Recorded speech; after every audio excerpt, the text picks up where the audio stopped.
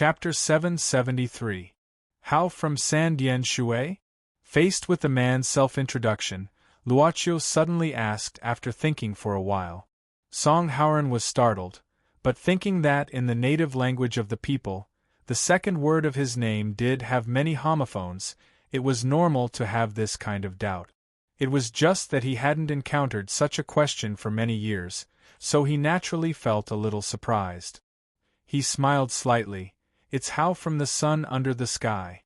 Luoqiu said, "So? I suddenly thought of a joke." Song Haoran blinked in confusion. He had very long eyelashes and thin lip. His skin was fairer than the average Asian, but it wasn't pale. Overall, he gave off a feminine feeling.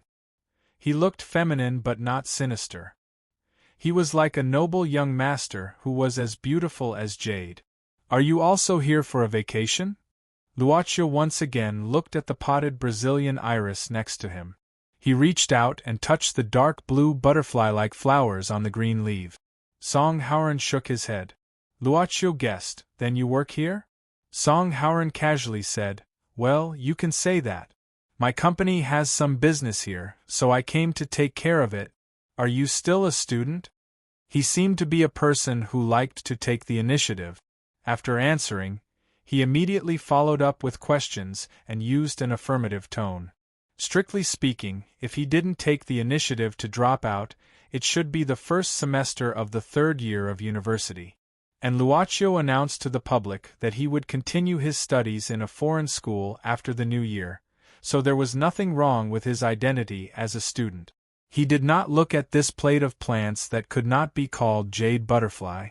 Instead, he looked at the beautiful man in front of him. Only then did he notice that there was a small scar on Song Haoran's neck. But he was wearing a suit, and the collar hid it very well. It was estimated that he would only accidentally reveal this small tail when walking. This scar seemed to have been cut by a sharp weapon. How long was it exactly? However, Luoqiu thought about it and said, "I have withdrawn from my previous school. After the new year, I will choose a foreign school to complete my studies. My family has already agreed." "Really?" Song Haoran smiled, but he also felt strange. If it was just a chance encounter with a fellow countryman abroad, it seemed that there was no need to explain too much to him. This young man's words were rather detailed. It didn't sound like he was speaking to a stranger for the first time. Instead, it sounded like he was reporting something to his friends and family. It was a very strange feeling. In fact, Song Haoran didn't come into this place by accident. He just happened to see the young man from the east in the flower shop. After seeing his face, he suddenly had the idea of approaching him. And after this simple communication, Song Haoran found that this young man named Luoqiu gave him a very special feeling of intimacy. Of course, it may also be because he met a fellow countryman, and they both spoke their mother tongue. When he met a fellow countryman abroad, he would more or less have some compatriot feelings. He inquired the name of the foreign school from Luoqiu. After hearing it, he was quite surprised and said, "This school is very famous. It's not easy for you to be admitted. Mr. Song, you can be appointed by the company to negotiate here." "That's already very impressive," Luoqiu praised. Song Haoran laughed twice, and suddenly felt like they were old friends at first sight. He waved his hand. "Well, it's a bit like flattery between business partners. It's boring to chat like this." Even on a whim, Song Haoran couldn't tell the reason. He raised his hand and pulled up his sleeve, glanced at his watch, and took the initiative to invite. "I still have some time left. It's rare to meet a fellow countryman here. Are you interested in having a meal?" "Of course, it's my treat. Just treat me as the host. After all, I've lived here for a long time." "Can I?" "Of course." Song Haoran was very forthright. "I like to make different friends. It makes me feel that my vision is expanding. The more friends you have, the more people know you. Then your existence in this world will become clearer. Even after you die, you will remain in many people's hearts. Don't you think it's a very wonderful thing?" "That's true." Luoqiu smiled noncommittally. If it's possible, I have another friend. Song Howren squinted and said, Is it the young lady who is buying flowers next to you? Girlfriend? Sort of. Boss Luo responded. Song Howren seemed to have thought of something. He felt that this might be because they hadn't reached the final stage yet. They were still in the state of being more than friends but not yet lovers. As for the young couple's trip here this time, perhaps they intended to change this vague relationship or something. Are you talking about any interesting topics? Yu Yi already had her own harvest. She held a bunch of sunflowers wrapped by the florist and came in front of the two. This is? Seeing this, Song Howren showed a stunned expression. What a beautiful person. Luochio, I think you don't mind introducing me to your beautiful girlfriend, right? There's a good Spanish restaurant in front. I think you'll like it. Yu Yi looked at her master. Luochio smiled and said, It seems that we don't have to worry about lunch. Caroline, on the other hand, was worried about what to eat for lunch. With a huge sum of money in hand, even the most advanced ingredients in the world could be enjoyed unscrupulously. But Caroline had no interest in this at this time. She just felt hungry and needed to eat something, but she couldn't think of what she wanted to eat. She walked alone in the slum in a daze. Before that, after looking for the mysterious shop last night to no avail, Caroline went to the hospital. Rather than calling it a hospital, it was more like a small clinic that didn't even have a state-recognized license. But the doctors here were quite capable. Otherwise, they would not have been recognized by Boss Neymar to do medical business here. According to the content of the contract, she used her fertility as a woman as the transaction fee to buy the service of staying out of the business and get a fortune. What should be done to make a woman lose her fertility? She did some tests in the clinic because she wondered if her fertility had been taken away quietly without her knowing.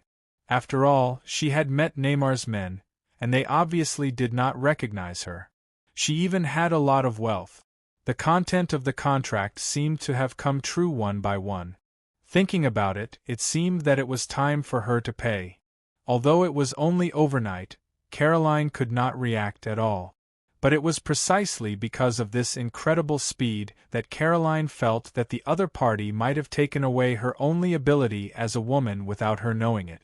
However, can you give birth to children? I don't have this kind of test here. If you want to do it, you can only go to the big hospital outside. In addition, you look a bit malnourished. You should pay attention to your eating habits. Also, come to me regularly for a hymen checkup. Don't wait for your hymen to fester before coming to me. That will make me sick. It was a doctor who spoke very harshly, but he cared about each of his patients very much. No matter who it was, as long as they were sent to this clinic, he would treat them. Those who could afford it and those who could not. Of course, those who could not afford it would encounter him in the future, and his methods were definitely not peaceful. At the same time, this was also a bad old man with a very vicious character and a very unrestrained life. Many of Caroline's peers had been patronized by this bad old man, including her tenant, Livia. Of course, this bad old man was actually very generous. If it weren't for her own rules in choosing guests, Caroline felt that she should have had sex with this doctor long ago based on the other party's forthrightness. What do you want to eat? The usual? Caroline was so hungry that she finally went to a family-style restaurant that she usually went to and sat down. She chose a window seat so that she could observe what was happening on the street. Before this, it was naturally to make it convenient for her to look for suitable guests. Now, she naturally wanted to see what was going on outside. The news of Boss Neymar's sudden death should not have spread yet. But since last night, the entrances and exits here had been controlled, so it was not difficult to guess that something big had happened. The entire area was obviously much quieter today. Even this restaurant did not have as many guests as before. Facing the waiter's inquiry, Caroline glanced at the menu and said casually, "Give me a vatapa, fish oil, shrimp, and coconut juice with white rice and bread, and then a lakaka, fresh shrimp soup." The waiter wrote the menu. Obviously, He was very familiar with Caroline's eating habit. He said casually, "Don't you want a draft beer?" Caroline wanted to nod, but she suddenly remembered what the bad old man doctor told her to pay attention to her diet, so she shook her head. "No, give me a churrasco, roast beef with tomato sauce or onion sauce." The waiter quickly wrote down the menu, then looked around the restaurant. Suddenly, he mysteriously pulled out a stool and sat down. He lowered his voice and said, "Caroline, I have 2 hours of rest in the afternoon. I just got my salary yesterday. Are you free? I'll go to your place. It's not convenient for me these few days. You can find someone else." Caroline shook her head. The waiter looked disappointed and shrugged. "Well, no wonder you eat so much today. Wait, I'll ask the chef to cook for you right away. My little sweetheart, don't worry, I won't make things difficult for you just because you don't want to do my business. I'll give you some fresh okra later." "Oh, Mario, you are such a good person." Caroline showed a sweet smile. "But you can go to Livia. I think she will welcome you." The waiter named Mario whistled and walked in quickly. Caroline sighed and looked at the window. She didn't have any special thoughts at this time. Or rather, she had so many thoughts that she couldn't grasp the main point. She thought about the mysterious shop and the owner of the shop. She wondered if the owner would suddenly appear in front of her the next time and do those horrible things that only happened in movies. For example, the owner would directly reach his hand into her body. Just thinking about it made her shudder. She was also wondering if she should continue to stay in this place after all this was solved. She already had unimaginable wealth in her hands, so she might be able to leave this place and move to another place with a better environment. Or she should have a **** repair surgery. After all, she was only 18 years old. Then she could find a suitable time to appear in front of some celebrities. Maybe she could also marry into a very good family. But if she really couldn't have children, it seemed to be a big problem. As for doing business, she had no such idea at all. Caroline didn't think she was good at doing business. Even when she bought stocks, she was cheated a lot because she didn't know how to do it. Should she buy real estate, luxury cars, branded clothes, and all kinds of luxury goods? Caroline found that she suddenly had no way to explain the source of her wealth. She didn't even have a backer to protect her. In other words, in this chaotic place, she had no way to protect her wealth. Perhaps she should leave this country and go to a safer country, a place without war. Should she go to China? There were also some China people here, and they had done some business with China people. Those men were very proud when they talked about their country. Caroline had paid attention to some foreign news. Most of her impression of China was still the Olympic Games that had been held not long ago. Obviously, this was a big sports country. In addition, it was also a country that cherished its own citizens very much. She heard that there had been some evacuations before, but this country was the only one that immediately eliminated terrorist armed forces. By the way, it seems that the men in this country are very welcoming to virgins. But how can I get the household registration of this country? She thought about a lot of things, most of which she had never done before. She only had one idea, but she didn't know how to do it. "Caroline! Caroline!" This was Mario's voice. It turned out that at some point in time, Mario had already placed the cooked food in front of her table. "Ah, are you calling me?" Caroline came back to her senses. "Sorry, I'm thinking about something." "It's okay, you eat. I'm about to get off work." Mario blew a kiss to Caroline. "Maybe when you go home, you can still see me, sweetheart." It seemed that he was going to find Livia. Caroline suddenly became upset at this time. All the thoughts in her mind disappeared. Chapter 774. If one took a closer look, Song Howren's pupils weren't pure black. Instead, they had a hint of emerald green. According to him, he was not a pure Chinese. His father married a woman of Spanish descent, so he was a mixed-race child. "I like Spanish cuisine, mostly because my mother cooked this cuisine for me when I was a child." Song Howren smiled and said, Of course, Chinese cuisine is also my favorite dish. It's a pity that it's not easy to find a Chinese chef who can make authentic Chinese dishes here. There were some descendants of the Spanish in this country, so it was not difficult for them to eat authentic Spanish cuisine. Of course, it was also integrated into some of the local food culture. One of Miss Maid's interests was naturally cooking. At this time, she was carefully studying the menu of a Spanish restaurant. Luo Qiu looked at her eagerness to try. He thought that in the next period of time, his diet would probably be mainly Spanish cuisine. Of course, he could always find authentic food cooked by Miss Maid. This was something he had experienced many times. So, Brother Song didn't grow up in China? The food he ordered had not been served yet, but he had talked with Song Haoren for a long time, and Luoqiu also changed the way he addressed him. Song Haoren took a sip of water and nodded. My father should be considered as an overseas Chinese.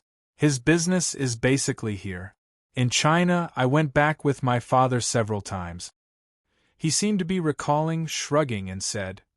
He said he went to look for his relatives, but unfortunately, he couldn't find them. Luoqiu's heart moved. He liked the feeling of slowly discovering things.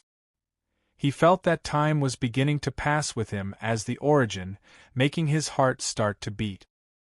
He could even feel the flow of blood in his body, which made him have a pleasant feeling other than seeing the color of the soul. It was somewhat similar to when he switched his perspective to Nero. He didn't know where the girl who liked to play pranks was now. Maybe he should find a time to switch his perspective. With this thought in mind, Luoqiu didn't pause at all. Instead, he asked, "So, does Brother Song still have relatives in China?" Song Haoren smiled. He suddenly felt like he had taken a liking to this young man. There was always an indescribable sense of closeness.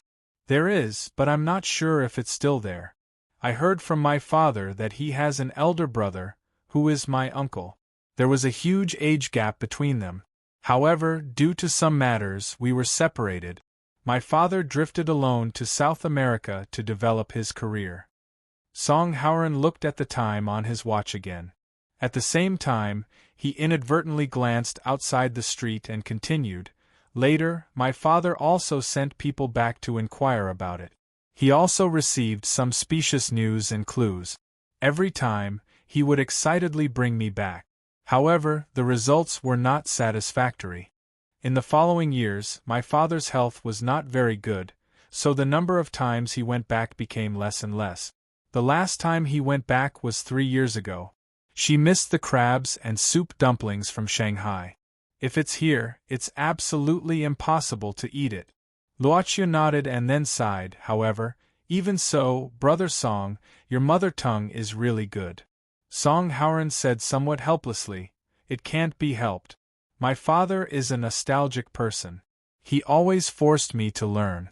You can imagine, since I was a child, whether it was the place where I went to school or my friends, everyone spoke Latin and American languages. However, after returning home, I still have to communicate with my father in Mandarin. It's really sad to think about it." Listening to the accent, it seems to be from the Jiangxia area. Luoqiu smiled. "I heard from my father that his ancestral home is in the Suzhou area." Song Haoren nodded, but he didn't recognize Luoqiu's accent. It was more like the textbook standard Mandarin accent. As he spoke, Song Haoren suddenly moved the small decorative vase on the dining table. The orchid leaves in the vase swayed slightly. It seemed that he was trying to make more space on the table so that it would be more convenient for the dishes to be served. At this time, a red light spot was quietly hidden in the shaking leaves. He looked at Luoqiu and Yu Yi. Seeing that they didn't notice it and were discussing whether to order more food, he smiled and said, "Haven't you thought about what to eat? Why not ask me, a half-Hispanic person? Then I'll have to trouble you to introduce me, Brother Song." Boss Luo smiled. The red light spot disappeared at this time. The light source was thread-like. In the environment of different colors, only in certain dark places could this red thread-like light source be seen. At the end of the red thread-like light source was a sophisticated instrument, an infrared sight. The aiming device was naturally mounted on a sniper rifle. The man had the common bronze skin color of the locals. At this time, he was lying on the edge of the rooftop of a 9-story building. He was wearing the clothes of a tourist, with a mini earphone in his ear, and a black suitcase next to it. Obviously, it was used to hide the sniper rifle. With such a formation, there was no doubt that this Latino man was waiting for his prey to appear. But at this time, he painfully covered his ears. The reason was that the earphone he wore in his ear suddenly made a burst of noise and cursing sound. It was a woman's voice. "Oni, pay attention, or I will kill you when I go back. I don't know why military counselor is eating with that couple in the restaurant. Maybe it's something important. Don't make trouble." Obviously, the name of the man with the sniper rifle was Oni. He helplessly rubbed his ears, saying disapprovingly, "I'm just saying hello to military counselor. Don't be so nervous. Just pay attention to the appearance of the target. Besides, Luvia, shouldn't you be paying attention to the route of the target? How do you know that I'm saying hello to military counselor? It's none of your business." Another explosive sound rang out. It was clear that the woman named Luvia was speaking into the earpiece in an abnormally loud voice again. Oni helplessly rubbed his ears again, but he couldn't help but ask curiously, "By the way, Luvia, do you know what military counselor is doing now? Why is he suddenly having lunch with 2 strangers? Speaking of which, isn't the boy on military counselor's table a bit similar to military counselor?" "How is it similar?" This time, Luvia's voice seemed to return to normal. Oni scratched his head, then shrugged and said, "Anyway, Easterners look the same. I say, Luvia, are you free tonight? I'll go to your room to find you. Anyway, military counselor has never been interested in you. I can consider cutting off your genitals. I heard that if the freshly cut thing is preserved well, it can be sold as an organ. I think there will be a buyer in the black market." Oni only felt a slight chill in his lower body, then he felt very horrified, thinking that if his thing was installed on someone else's body, then in the future, whose day would it be? "Luvia, you know how I feel about you. You have to understand, how can military counselor satisfy you with such a small body? You have to deal with a bunch of women in your family first. Of course, I think I can also teach those women how to operate just now. I think they will be very happy." "Luvia, please don't, humph. Oni, the target has appeared." Luvia's low voice suddenly came. Oni, who was teasing this woman named Luvia, who was in another place and might be observing through a telescope, instantly, the playboy expression on his face disappeared. His eyes revealed a touch of light. Then he began to swing the head of the sniper rifle. "Hey! Smoothly kill this one. The progress of this mission is 1/3. Boom! Bang!" The waiter was flustered to clean up the cup that accidentally fell to the ground. The customer should have ordered a glass of tomato juice. The dark red liquid was spreading on the floor. At the table by the window, Luaccio and the others withdrew their gaze from the waiter. Song Howren smiled at this time. "Where were we just now?" Luaccio reminded. "Brother Song was talking about the story of your adventure in the Amazon jungle in order to find a relic." Compared with an ordinary college student like Luaccio, Song Howren's life seemed to be quite exciting. He was talking about some adventure stories when he was young. Yes, Amazon. Song Howren recalled at this time. "Unfortunately, I didn't meet the legendary tribe of Amazon female warriors, otherwise, some wonderful stories should have happened." Boss Luo curiously said, "Amazon female warriors, this should be a fabricated fairy tale." Song Howren said, "Who knows? Maybe someone really saw it. Even a fairy tale has its original prototype. Don't you think that many fairy tale systems are too elaborate if you imagine it out of thin air?" What happened later? Luaccio continued the topic at the beginning. "Let me think." Song Howren continued to recall. "Of course, I didn't meet the female warriors, but I met a giant python.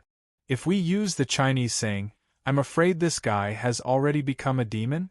Little Luo Qiu, can you imagine the kind of python that has a diameter of more than 3 meters, a length of 30 to 40 meters, a strange black horn on the head, and is invulnerable?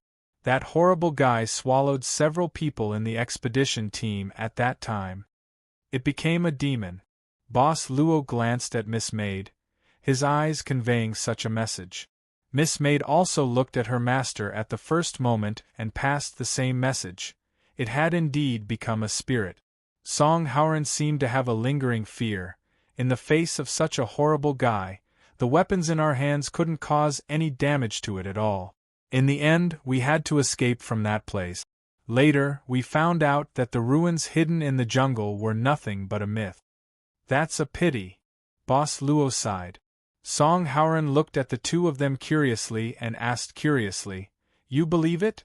Luoqiu smiled and said, Brother Song, are you talking about the ancient civilization ruins or the giant python? Song Howren was stunned. He certainly meant the giant python. After all, it was so huge that it was completely a strange creature. It really subverted the cognition of ordinary people. But he didn't expect this guy named Luoqiu to divide the question into two parts. Or, he believed everything in his story from the beginning? Ha ha ha, I'm really starting to like you. Song Howren laughed happily. I told this story to several people later, but obviously they just regarded it as a beautiful lie that I used to attract the attention of beautiful women at the ball. I'm just interested in strange things. Luoqiu gave an explanation that was not really an explanation. My major is paleontology. The waiter began to serve the appetizer at this time. Song Howren asked the waiter to leave and personally pulled the cork. Can I drink? It's okay. Then try this. It's brewed from sugarcane and very sweet. He then looked at Yu Yi. I think even a lady will like the taste. At this moment, a loud noise suddenly came from outside the restaurant. A black car seemed to have suddenly lost control and rushed directly into the shop next to it. The loud noise was made when the black car hit the shop. The front of the car was dented, and the surrounding crowd looked at it in horror. There was a woman's scream. At this time, a man who looked like a driver opened the door in front of the car. His forehead seemed to have hit something, so it was bleeding. He climbed out of the front seat with difficulty, and then quickly opened the back door of the car. The driver's expression was extremely flustered at this time, and he brought out another stout middle-aged man from the back seat. The driver was saying something loudly in panic, and the stout middle-aged man who was brought out by the driver didn't move at all. If the onlookers were close enough, they would find that there was a small bleeding hole in the temple of the fat middle-aged man. Obviously, this fat middle-aged man was secretly shot to death. This chaos spread among the crowd, and screams were heard everywhere. The customers in the restaurant had obviously noticed this scene. Many customers ran to the window to watch, and some even directly walked out of the restaurant. It seems that someone died. Song Howren suddenly said, This kind of situation is relatively common here. But for you, it may be a bit uncomfortable. But after you get used to it, you won't feel anything. Besides, Luoqiu looked at him. Song Howren didn't look outside at this time, and was still pouring the sweet appetizer into the cup. He was very calm, and the movement of his hands was unusually steady. Until the 3 cups were half filled, Song Howren picked up the cup in front of him, and then gently touched Luoqiu's and Yu Ye's cups. Chapter 775. The identity of the middle-aged man who was shot was quickly confirmed. Obviously, this dead guy had a high reputation in the local area. The deceased turned out to be one of the senators of the country's Senate. It was said that in the following personnel transfer, there seemed to be a further possibility. He could be said to be an important figure in the country's political system. At this time, people found that in addition to the senator's car that crashed into the shop, there was a protective car in front and behind it. However, now that the target of protection was obviously dead, their existence became very ridiculous. Assassinating a member of the Senate in the middle of the street? It's really frightening. Luocio didn't touch the cup of aperitif poured by Song Hauran, but looked at the panicked crowd on the street outside the window. Song Hauran said indifferently at this time, "If you live in the slum next door for a while, you will find that this kind of thing is just a child's play. Of course, I suggest you hire a local as a tour guide. That will make you look safer. However, I don't think you are panicking." Song Hauran's eyes changed a little. Luocio said softly at this time, "Maybe it has something to do with my family. My father is a police officer, so I've been influenced since I was young. I'm not too afraid of this kind of thing." "I see." Song Hauran nodded. As for whether he believed this explanation or not, probably only he himself knew. And Song Hauran himself didn't think that the young man and woman deliberately approached him. After all, at the beginning, it was he who took the initiative to walk into the flower shop, and it was also he who suddenly had the idea to invite them to lunch. Maybe they were not just ordinary people who came to travel? Unfortunately, Song Hauran didn't intend to go further at this time. Maybe there would be a chance in the future. Thinking of this, Song Hauran suddenly stood up, showing an apologetic look. "I think, after this kind of thing happened, the following lunch can't be carried out properly. What a pity, it should have been a pleasant lunch. Finally, a small suggestion. It's best that you leave this place before the local police arrive, if you don't want to face the local police investigation." "Thank you for your suggestion. We will consider it." Luocio also stood up, but it was just to send him off. Song Hauran smiled. He picked up a cherry from the table and put it in his mouth. Before he left, he blinked and said, "I hope it didn't affect your mood. If there's another chance, I'll treat you to authentic Spanish food." "If there's a chance." Boss Luo smiled and nodded. Perhaps he could act more like a normal person. For example, when faced with such a situation, he could show the panic that an ordinary person should have. And Miss Maid would definitely cooperate very well. But he had already lost interest in this kind of disguise. Mainly, it was much easier for him to erase Song Hauran's memory of him than to disguise himself. At this time, Miss Maid moved the decorative vase back to its original place and carefully adjusted the position of the fake flowers and leaf. Then she smiled. "It seems that there will be more deaths in the next few days. But I don't know the purpose of iris flower." Luocio looked at the crowd outside the window and suddenly asked, "What do you think of my uncle? He's very talkative." Yu Yi responded softly. "Talkative?" Boss Luo smiled and didn't say anything. Instead, he suggested, "It's too late to go back and prepare lunch. Let's go to other places and see if there are other special dishes. Today's harvest is very rich, we should reward you well." Miss Maid. Yu Yi naturally listened to her master. Before the arrival of the police, Song Hauran got on a red off-road vehicle at the traffic light of the next street where the restaurant was located. In the front was a woman with long red hair and white skin, about 26 or 27 years old. As for the co-pilot seat, there was a man sitting in the front seat. Luvia and Oni. The two of them shouted at the same time, "Military counselor." Oni raised his eyebrows at this time. After Song Hauran got on the car, he said directly, "The target was hit and died on the spot." As for Luvia, she continued, "No one noticed Oni on the route of retreat." Song Hauran smiled and said, "On the way back, let's drop off our tools at the next place we can use them. In addition, let's find a place to eat something to celebrate. It's a pity that I didn't have lunch just now. It seems that there is still some error in the calculation of time." Luvia looked at Song Hauran's face in the rearview mirror, and then focused on the front. She asked while driving the car, "Military counselor, who are those two people?" "I just happened to meet people from my hometown, so I'm a little interested in them," Song Hauran said casually. "People from my hometown, that ancient eastern country?" Luvia nodded and didn't continue to ask. Oni whistled, squinting his eyes, and said casually, "The woman beside that eastern guy is absolutely the best. I'm willing to do it even if I have to pay 1 million.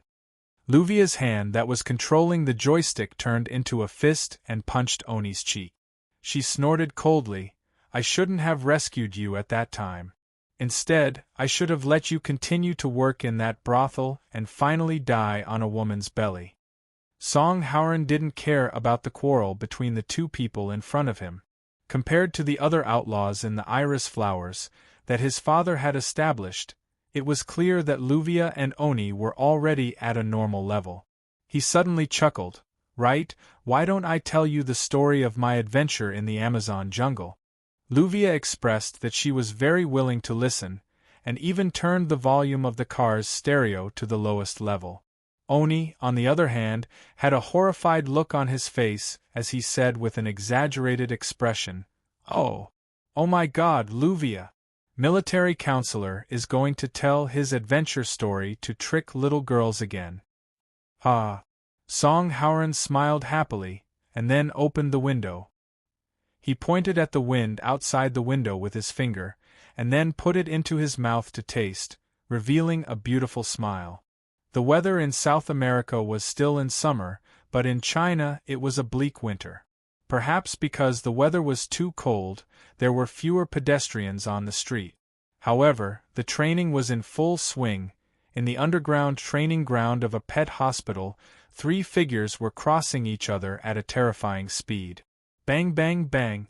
Sun Shaoxing, the owner of the Elysium Bar, was working hard to train his 2 temporary students. Zhuifeng, can you be faster? Is this your so-called godlike speed? It's just a little faster than a tortoise crawling. Xiaofei, did you masturbate too much last night? Why do you look so weak? In this case, you can't even tickle me. Not long after, Zhuifeng and Mo Xiaofei were exhausted. On the underground training ground, they collapsed directly in the yellow mud, sweating profusely. Sun Shaoxing suddenly stopped, squatted between the two, and looked at them casually. Can't you do it? Mo Xiaofei could only gasp for breath, and he didn't even have the strength to respond. As for Zhuifeng, it was obviously the same situation. Unlike Long Shirua's gentle way of letting Zhuifeng develop his ability, Sun Shaoxing, the new temporary coach, could only use his fists to do the talking. Strictly speaking, Mo Xiaofei's experience in fighting with people was actually very lacking. Although Sun Shaoxing's training method was simple and rough, it was indeed very good to make up for his shortcomings in this regard. The same was true for Zhuifeng. Sun, boss Sun, let me recover my monster power. Let's do it again. Zhuifeng finally regained some of his breath, and he squeezed out a sentence with difficulty. His monster power had been completely drained, and he didn't even have the strength to raise his arm at this time. It's really ugly. Sun Shaoxing stood up with a yawn. When I was your age, I could already fight against 10 people. Even so, Sun Shaoxing still stood up and stretched. I have a party at the bar tonight, so I will let you go. Moreover, if you still have the energy, you can come to my place to play. Kid, I will let you see the adult world. No, the final exam is coming soon. I have to review at night. Mo Xiaofei shook his head. Zhuifeng also shook his head and said, I also want to read books. Before Long Shirua left, she also left some ancient books about the knowledge of stars and her reading note. For Zhuifeng, it was like a huge fortune, which made him willing to accept it. He could not extricate himself from the sea of knowledge all day long.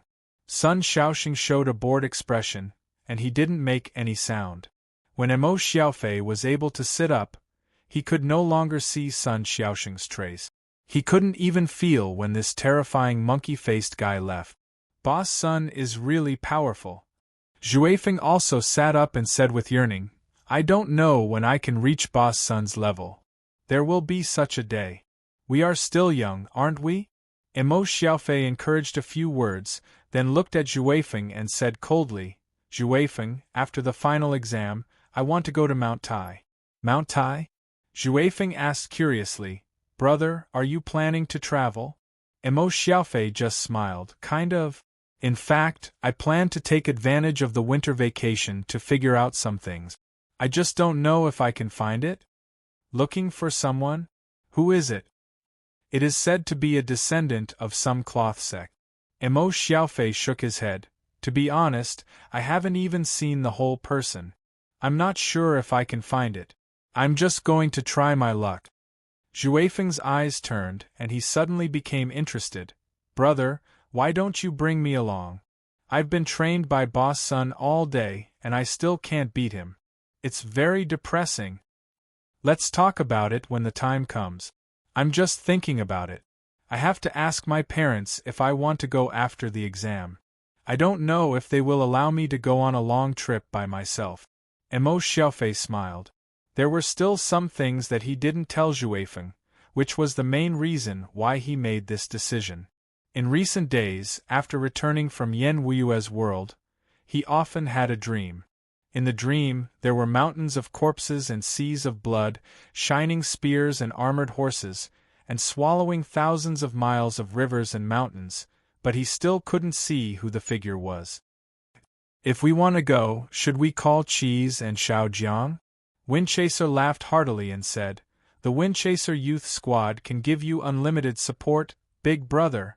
Besides, if you are looking for someone, Cheese is a good helper.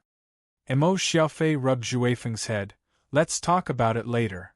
After leaving the pet hospital, Sun Shaoxing didn't go back to his bar immediately. He suddenly had a craving. He wanted to eat Yu Danxiang's fish balls. Without any hesitation, Brother Shaoxing came to the alley that sold various snacks. Brother Shaoxing, don't poke me. I already said that I didn't hide the biggest fish ball. Yu Danxiang persuaded with a wry smile. Why is it like this? Why is this guy so obsessed with this big fish ball every time? And why do I hide one every time, and it doesn't change no matter what? Don't talk nonsense. If I can't find this fish ball today, I won't leave. Brother Shaoxing opened his mouth and showed a serious look. Yu Danxiang glanced at it and smiled without saying anything. He opened the newspaper and prepared to read it. Found it. It turns out to be hidden here. You finally found it? Yu Danxiang raised his head subconsciously, but his mouth that was biting the cigarette opened slightly. Because, he didn't know when, in addition to Brother Shaoxing, there was another huge guy in front of him. This huge guy was actually a very fat man.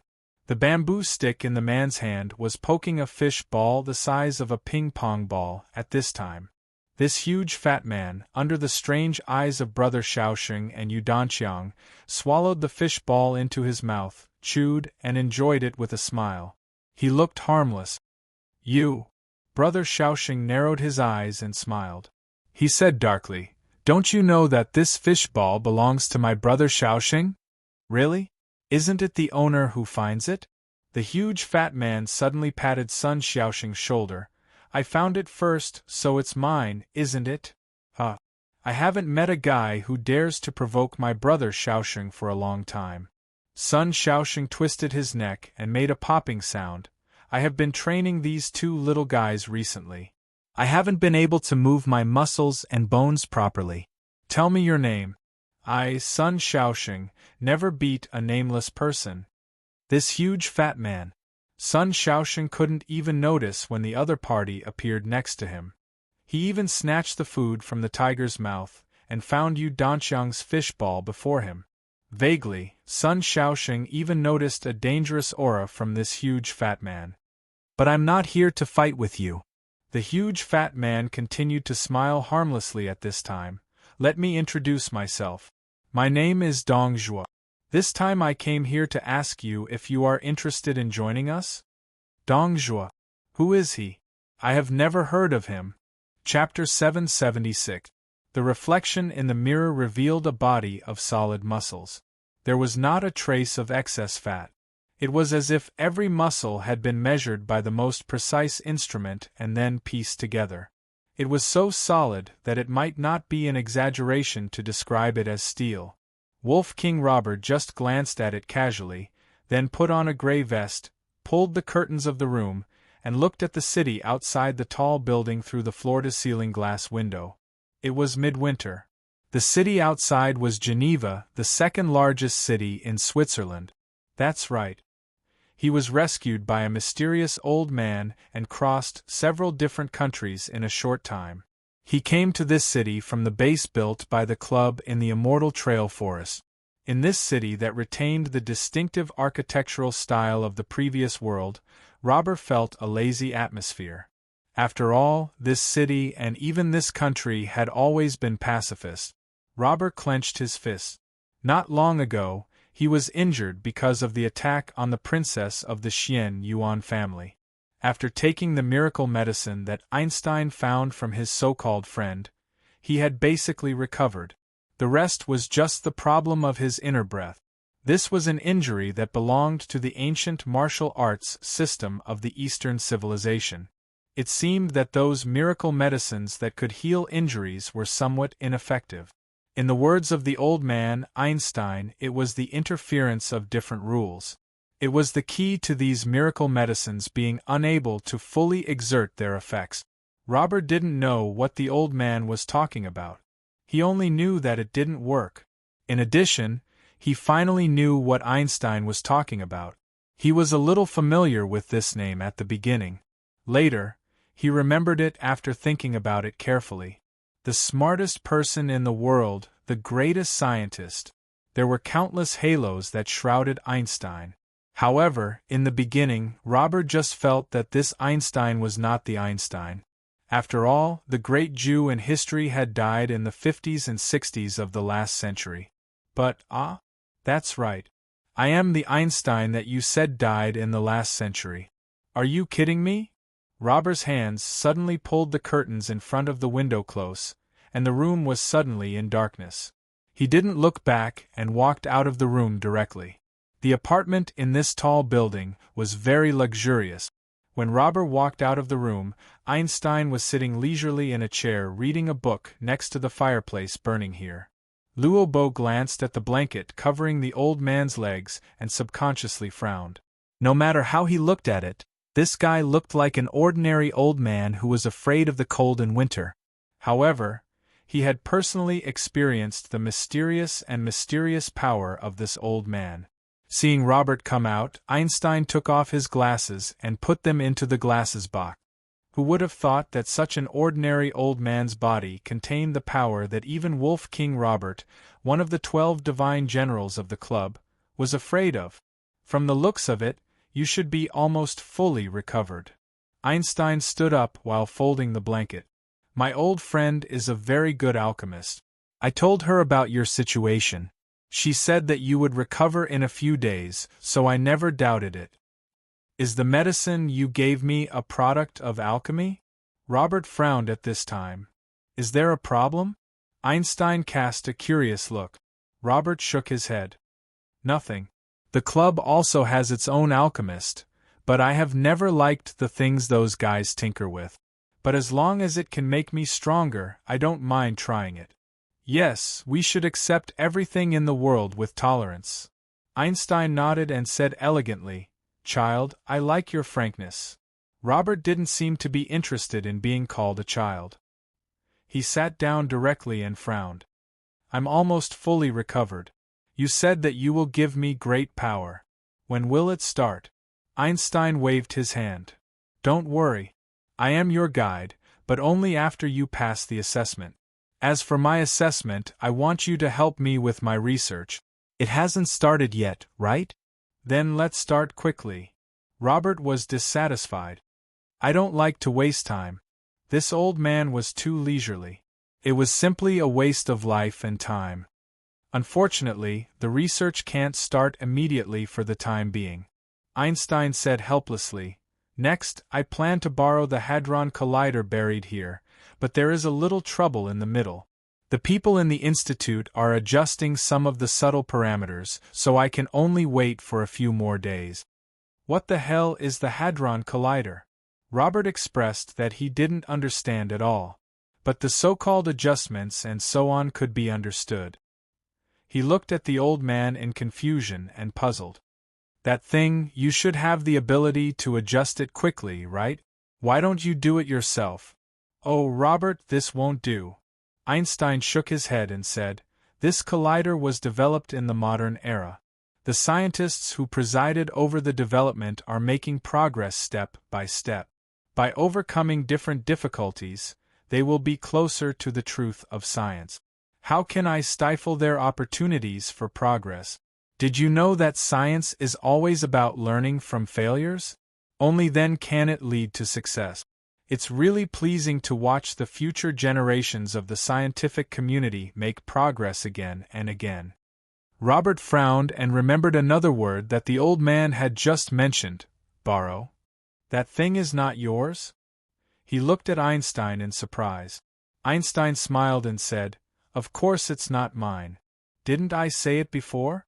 This is something developed by modern scientists. It is buried under the mountains nearby. I just came over and planned to borrow some to do some interesting research. How long will it take to adjust it? You just have to wait patiently." Einstein seemed to be comforting him and said softly, "Moreover, there is a small problem in the middle of your assessment. I'm afraid it needs to be revised." "Are you kidding me?" Robert was vaguely angry. If it weren't for the fact that he couldn't beat this old man. "No, no, no, this is indeed a little accident." Einstein sighed and said, "The old friend I visited, the alchemist who gave you the miraculous medicine, asked me for a favor after hearing about your situation. Well, I once owed her a few favors. I really can't refuse, so I can only agree. I want to say that she also hopes that you can become her research object. Of course, I will never let her mess around. You can rest assured about this." "You really treat me as a toy that can be fabricated at will?" After all, he had an extremely proud bloodline in his body. Even if his strength was not enough, he would not surrender at will. "Calm down, child," Einstein hurriedly said. "Believe me, if you can survive, your strength can at least improve. After all, my old friend is a very great alchemist. You know, she has existed longer than me. However, they would be tempted by powerful forces." Robert took a deep breath and suppressed the anger in his heart. When his body was in the club, he had been transformed many times. He was equivalent to a toy for the crazy scientists in the club. Thinking about it this way, it was just a change of targets at this time. "When will your friend come?" Robert was silent for a moment and finally asked.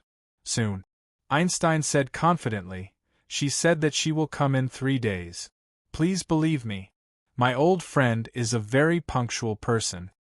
Robert suddenly remembered the other identity of this old man and frowned subconsciously.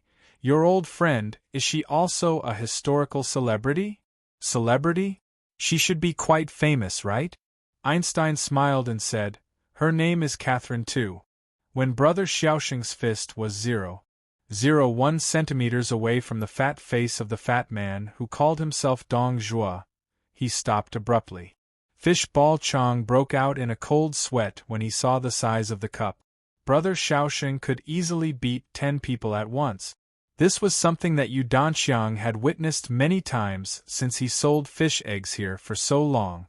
But this fat man did not dodge, nor did he panic. It was as if he knew that the fist would stop. He was too calm. Could it be that this fatty was a hidden expert? But just as this thought appeared in Fish Ball Chong's mind, his entire body stiffened and he felt unwell all of a sudden. What did he see? The fat man who had just poked away the biggest fish egg that he deliberately hid actually stuck out his tongue and licked Brother Xiaoxing's fist at this time. That's right. It was indeed a lick. It was like a puppy sticking out its tongue and licking its owner in order to act coquettishly. Yu Danxiang even felt that after this action was completed, his mind was full of a strange sound at this time. Pr. You, the fist that was only 0.01 centimeters away from the fat man, Dong Zhuo, trembled slightly at this time. But Yu Danxiang would not be afraid because this was Brother Xiaoxing's appearance. This was clearly the expression of extreme anger. Who is this Brother Xiaoxing? He is the boss of all the entertainment venues in the attached area. Which KTV boss, which nightclub manager didn't call out Brother Xiaoxing? He is Brother Shaoxing who can beat 10 people at once. Yu Danxiang felt that Brother Shaoxing could be licked anywhere on his body, except for his fist. Brother Shaoxing who can beat 10 people at once. His status was achieved with his fists. His fists represented the dignity of Brother Shaoxing in this red light district street. This was simply licking away the dignity of Brother Shaoxing. Bang dash. In the end, the fist still smashed into Dong Zhuo's face.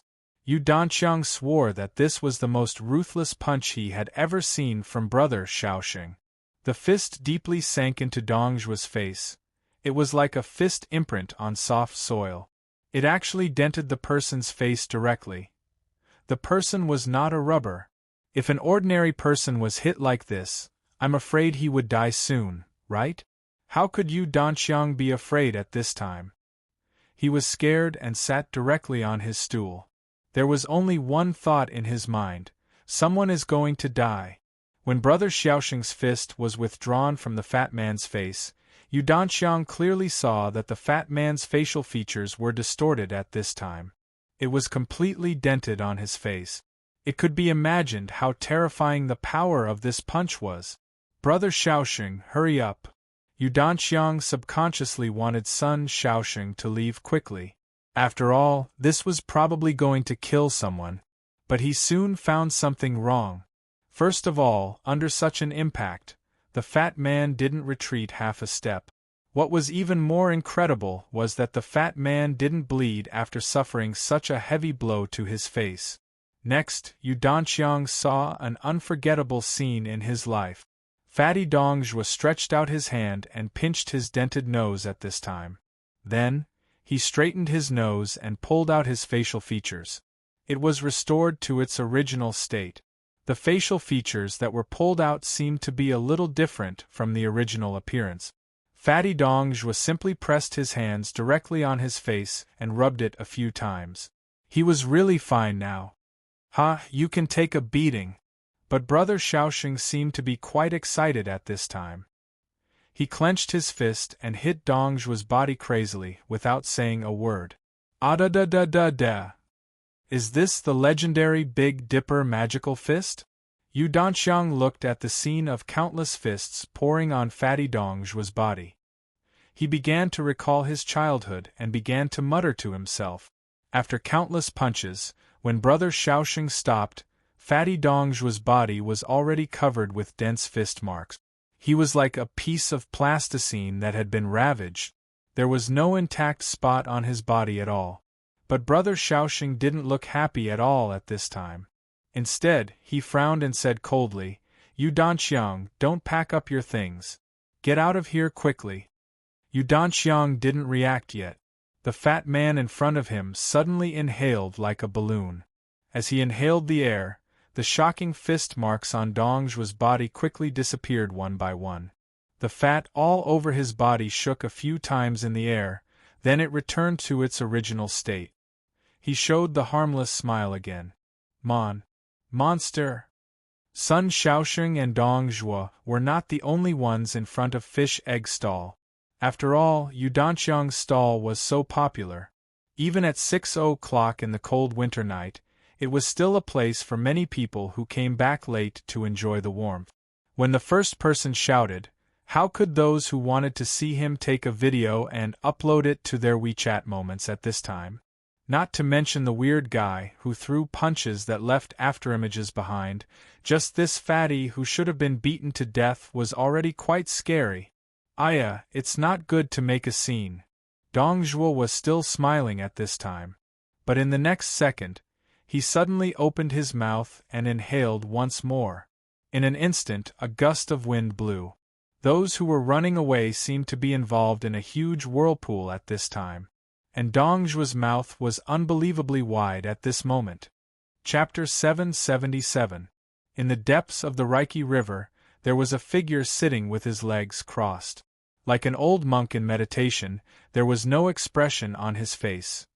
He was Xiang Lu, the orphan of the Xiang Lu family who had gone abroad.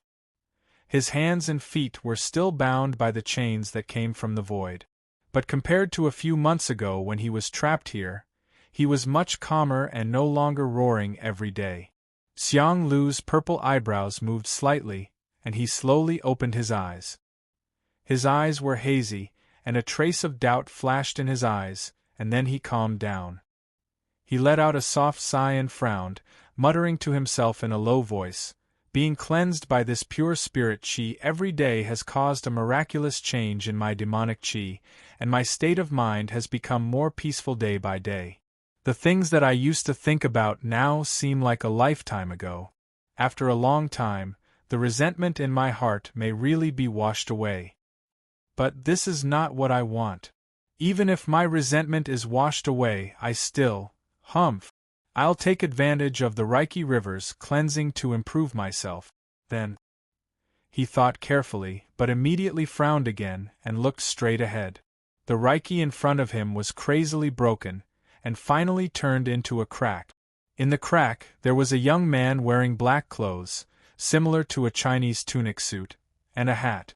The man came with his hands clasped behind his back, and casually looked at the depths of the Reiki river. Finally, his eyes fell on Xiang Lu, as if he was thinking about something. Xiang Lu was also looking at him.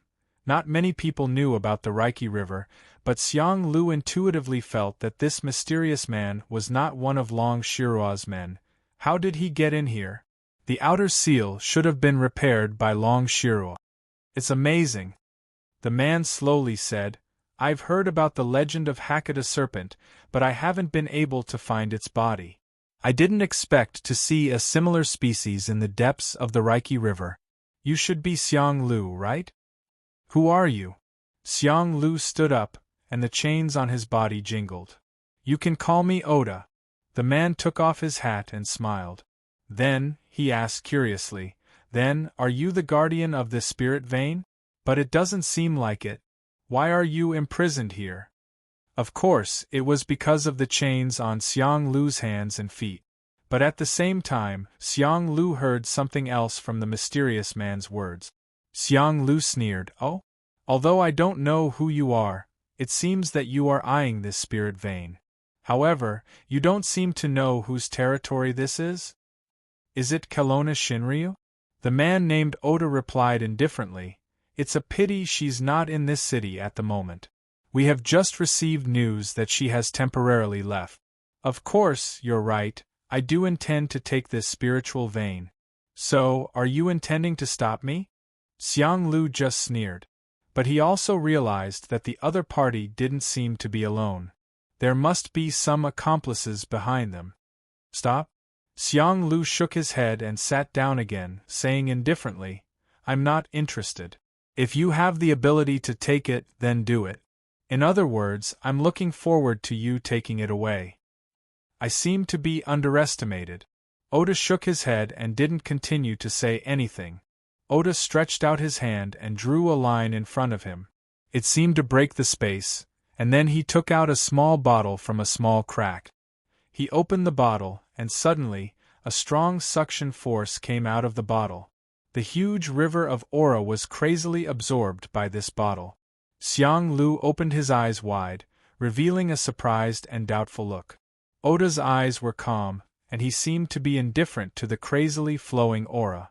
Instead, he looked at Xiang Lu again and suddenly said, "What a pity. If you can go further, I don't mind being your guide. I see that you're unwilling to give up. Well, since you're trapped here, it's inevitable that your potential will be consumed. It's impossible for you to go further. I'll let you out for the time being.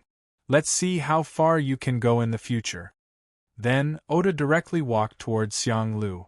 His palm was vertical, and his 5 fingers were like a knife, chopping towards one of the chains. The moment he waved his hand, it emitted a mercury-like luster, as if the structure of his hand had completely changed. Xiang Lu's heart suddenly beat faster. If this mysterious guy could really cut the chain, a loud sound of metal hitting stone was heard. Xiang Lu's breath quickened, and then he showed a deep disappointment. Obviously, this mysterious man didn't cut the chain in front of him. Originally, even Su Zijuan, the princess of the Xianyuan royal family, couldn't do anything. How could this guy who came out of nowhere do anything? It's harder than expected. However, this didn't seem to frustrate Oda's confidence. Instead, it aroused his interest. His palm changed again. The silver light faded away, and the dark golden light appeared again. Then, another loud sound was heard. Ah ha ha ha ha! Xiang Lu suddenly burst out laughing. Looking at this mysterious man, he laughed so hard that tears almost came out of his eyes. I thought you were great, but it turns out that you're just bragging. Humph. Even though he was laughed at, Oda didn't show any anger on his face. Instead, a cold light flashed in his eyes. It seemed that when he was about to deal with the other chains, the chains moved. Inch by inch, the chains began to extend from the void. They began to move around Xiang Lu as if they were alive. At the same time, one end of the chains suddenly elongated and turned into sharp thorns, all aimed at Oda. At this moment, the spiritual chains suddenly shot out. They didn't look fast, but somehow, they turned into a three-dimensional sphere and directly enveloped Oda. Oda suddenly stretched out his hand, trying to catch one of the chains, but his hand was directly pierced by the thorns at the end of the chain. Finally, he showed a change of expression. It was only when the other three chains turned into sharp spikes that Oda bellowed in a deep voice. Ghost cut. A simple black greatsword appeared in Oda's other hand, and it blocked the attack of the three-headed spike. But in a flash, Oda's arm that was holding the sword was directly entangled by one of the chains. Even with his ability, he couldn't break free. Moreover, in the three-dimensional space formed by the chains, Oda even felt that his whole body's strength began to flow away rapidly. The feeling of weakness made him frightened and angry. Finally, he saw the horror of these chains. Kelowna Shinryu doesn't have the ability to arrange these chains. Who is it? Countless thoughts flashed through Oda's mind, but he quickly made a decision. He struggled to break the three-dimensional square formation of the chains, and directly rushed out of the Reiki River without looking back. However, in Xiang Lu's eyes, this guy was clearly running away. After Oda left, the chains didn't seem to have the intention to chase after him, so they slowly began to shrink. Xiang Lu's eyebrows twitched, but in the end, he couldn't do anything. He sighed and closed his eyes again. But the chains didn't completely shrink. At this time, one of the chains suddenly shot into the void. It didn't disappear, but no one knew where it wanted to extend to. Screams of horror were heard everywhere. The huge suction force made Sun Shaoxing frown. Although the suction force from the fat man's mouth was not enough to threaten Brother Shaoxing, perhaps the fat man just wanted to eliminate the nearby humans, and he didn't really do it. Among the many ordinary people who were swallowed, only one person could survive alone, Yu Danqiang. When his body was also pulled by this huge suction force, Brother Shaoxing grabbed him by the back of his collar and pulled him back, escaping the disaster. But even so, Yu Danqiang was already pale with fright at this time, looking at this magical and terrifying scene that would only appear in a supernatural movie. Compared with Yu Danqiang's horror, Sun Shaoxing showed a dignified look. Unlike Yu Danqiang, who was completely frightened by this scene, Sun Shaoxing saw more things beyond horror. This fat guy who claimed to be Dong Zhuo was so unscrupulous to kill in the human society? Who was he? Didn't he know that this place was under the protection of Old Lady Long? Even Sun Shaoxing himself was a typical example of doing things his own way. In this city, he had learned to restrain himself early on. No, there's something wrong with the space nearby. Sun Shaoxing's eyes suddenly widened, and a flame-like brilliance flashed in his pupils. At this moment, with them as the center, the surrounding space was in a strange seal. The entire street, about 100 meters in front and behind, was completely in this state of seal. It's not as simple as a seal. Dong Zhuo slowly closed his mouth at this time and returned to its original size. It meant that the humans around had been buried in his mouth and were completely swallowed by him. It was just that his reminder didn't change at all. It was really impossible to guess where the swallowed humans were hidden in his body. Dong Zhuo opened his eyes a little at this time. His harmless face had a terrifying change because of this. The crescent-like eyes were actually black pupils. We call this space the desolate land. It is the extension of the gap on both sides. Even the will of the Lord can't penetrate here. Sun Shaoxing frowned, but he pushed Yu Danqiang away. Yu Danqiang was taken aback, but the next second, he suddenly stabilized his body. At the same time, a golden light began to emit from his chest. The golden light turned into a light ball, completely enveloping him. The position of his chest was where Brother Shaoxing pushed him away. Brother Shaoxing said indifferently, "Hide aside." Yu Danqiang nodded quickly and trotted away.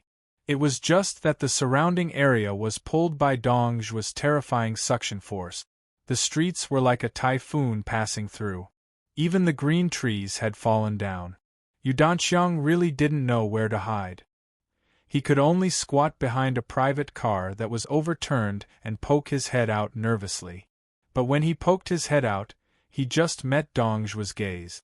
Yu Danqiang was suddenly scared out of his wits. He shrank back and trembled. He vowed never to look into the eyes of this man-eating monster again.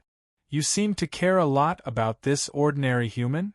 Dongzhuo looked at Sun Shaoxing with a smile at this time. "There are not many monster kings in the world. You are one of them. If the monster lineage knows that you have made friends with a human, aren't you afraid that they won't let you play with them?" Sun Shaoxing suddenly picked his ears. "Who said that I am friends with him? I just think that the fish balls made by this human are edible, so I am more tolerant of him. Besides, even if I am willing to make friends with him, so what? Why do I need to explain to others what I do?" After saying that, Brother Shaoxing began to clench his fists. His knuckles cracked as he slowly walked towards Dongzhuo. "Don't think that I will be scared by you just because you came up with this pretentious desolate land. You dare to snatch my fish balls, you don't know how to spell death. F***ck. How many people have died, and they can't even be compared to a fish ball." Yu Danqiang, who was hiding behind the private car, felt terrible when he heard it. He seemed to hear the wailing of those humans who were swallowed. "I am a company executive, a social elite. I earn hundreds of thousands per second. You can't be compared to a fishball. I am a teacher of the people. I have students all over the world. You can't be compared to a fishball. I am the street dance king of Chang'e. I have won the international championship. You can't be compared to a fishball." But no matter how Yu Danqiang cursed in his heart at this time, Brother Shaoxing had already punched at Dongzhuo at this time. The punch had no momentum at all, but it was unbelievably fast. Dongzhuo seemed to be unable to dodge it, and the punch slammed into his round face again. Bang! Dongzhuo's huge body flew out and slammed toward the end of the long street. However, in the end, he seemed to hit something and was intercepted. Sun Shaoxing frowned. "I'm afraid this is the edge of this barren land. This so-called barren land may be some kind of alternate space that temporarily replaced part of the main world." Fatty Dongzhuo fell to the ground, but he quickly stood up and patted the dust on his body. He looked clumsy, which made people unable to feel how powerful he was. But Sun Shaoxing couldn't help but feel a little depressed. He naturally knew how powerful the punch was just now. But this guy clearly looked like he was fine. Could it be that the defense of his fat was heaven-defying? "I don't like violence." Dongzhuo stretched his neck, which was almost invisible, with a smile on his face. "But I like it very much, huh?" Brother Shaoxing exhaled at his own fist. However, at this moment a cold light shot from the sky. It was a strange chain with sharp thorns at the front. The chain was extremely fast, and it wrapped around Dongzhuo's body in an instant. He seemed to be unable to react, but the chain had begun to tighten. Under Sun Shaoxing's surprised gaze, this chain directly wrapped Dongzhuo's body in circles of fat, as if it would break him at any time. Chapter 778. The humans who were spat out did not suffer any obvious external injuries, but their eyes were closed and they were unconscious. With Sun Shaoxing's ability, he could naturally hear the heartbeat of these healthy humans. There should be no major problems as long as they woke up. After all, they were swallowed into Dongzhuo's body once. It was hard to say if there were any other sequelae for the time being. However, Sun Shaoxing couldn't figure out the origin of the chain that came from the void. He was even more amazed that this chain could make Dongzhuo spit out all the people he ate. But it's so King cool. This damn fatty began to act inexplicably as soon as he appeared. Now, he acted like a fool. When the last human was spat out, Dongzhuo suddenly let out a painful cry. Obviously, it was unbearable for him to spit out the things he ate again. Brother Shaoxing sneered at this time. He jumped up directly and punched Dongzhuo's skull. As the saying goes, beat the dog when it's down, take his life when he's sick, double-cross, and knock on the door with a stick. Brother Shaoxing had been in the gray area for many years. He could be said to be self-taught, which was quite impressive. I'm not a brave warrior with noble character and unquestionable integrity. Boom! The fist directly hit the hardest part of Dongzhuo's skull. Sun Shaoxing clearly felt that the other party's bones were broken this time.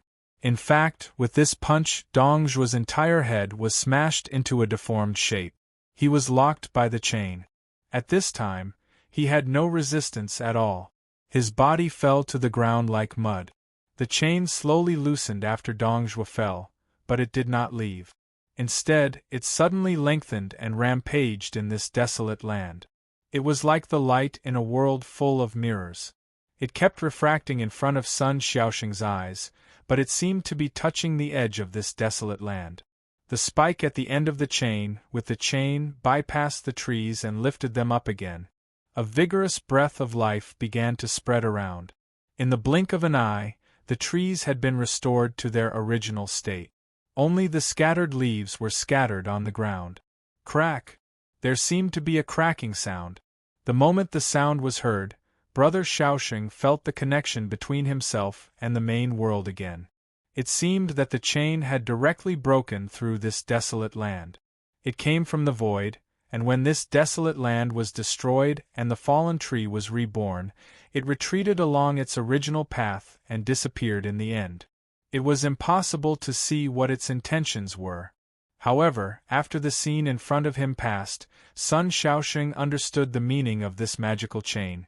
Don't make trouble here, don't destroy this place. Could it be something left behind by the old woman? No wonder she is so relaxed.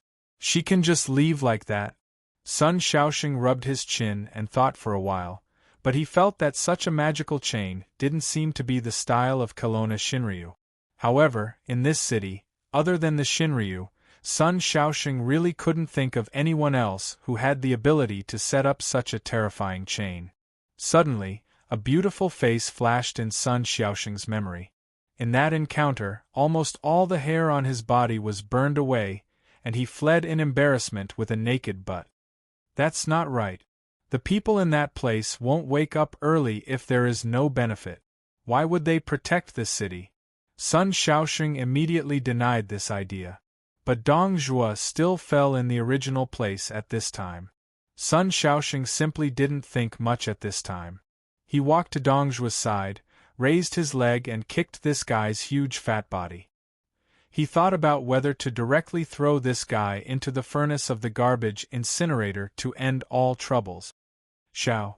Brother Shaoxing, in the distance, Yu Danqiang finally mustered up the courage and ran to Sun Shaoxing in a panic. He wanted to say something but stopped on second thought. Sun Shaoxing glanced at Yu Danqiang and suddenly said, I may not come to you to buy fish eggs in the future. In addition, if you want to live a more comfortable life in the future, forget what happened today.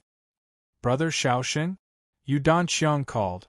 At this time, Sun Shaoxing directly picked up Dongzhuo's body and jumped high. The next moment, he had jumped on a building next to him and disappeared in a blink of an eye. After a while, the people around began to wake up. They saw that they climbed up from the ground one after another. Their eyes were blank. They looked around and saw that the cars on the street had fallen to the ground and garbage was everywhere. It was like a typhoon had passed through, but the trees were unscathed. They couldn't help but marvel. What's wrong with these guys? They seem to have forgotten what happened? Yu Danxiang was stunned. He remembered what Sun Shaoxing said before leaving. He suddenly felt a little lost in his heart. Probably I won't be able to see this strange person in the red light street in the future, right? But it turns out that there is a world that I don't know. He silently cleaned up his fish egg stall. He only felt that he had been selling fish eggs here for more than 10 years. His life was ordinary.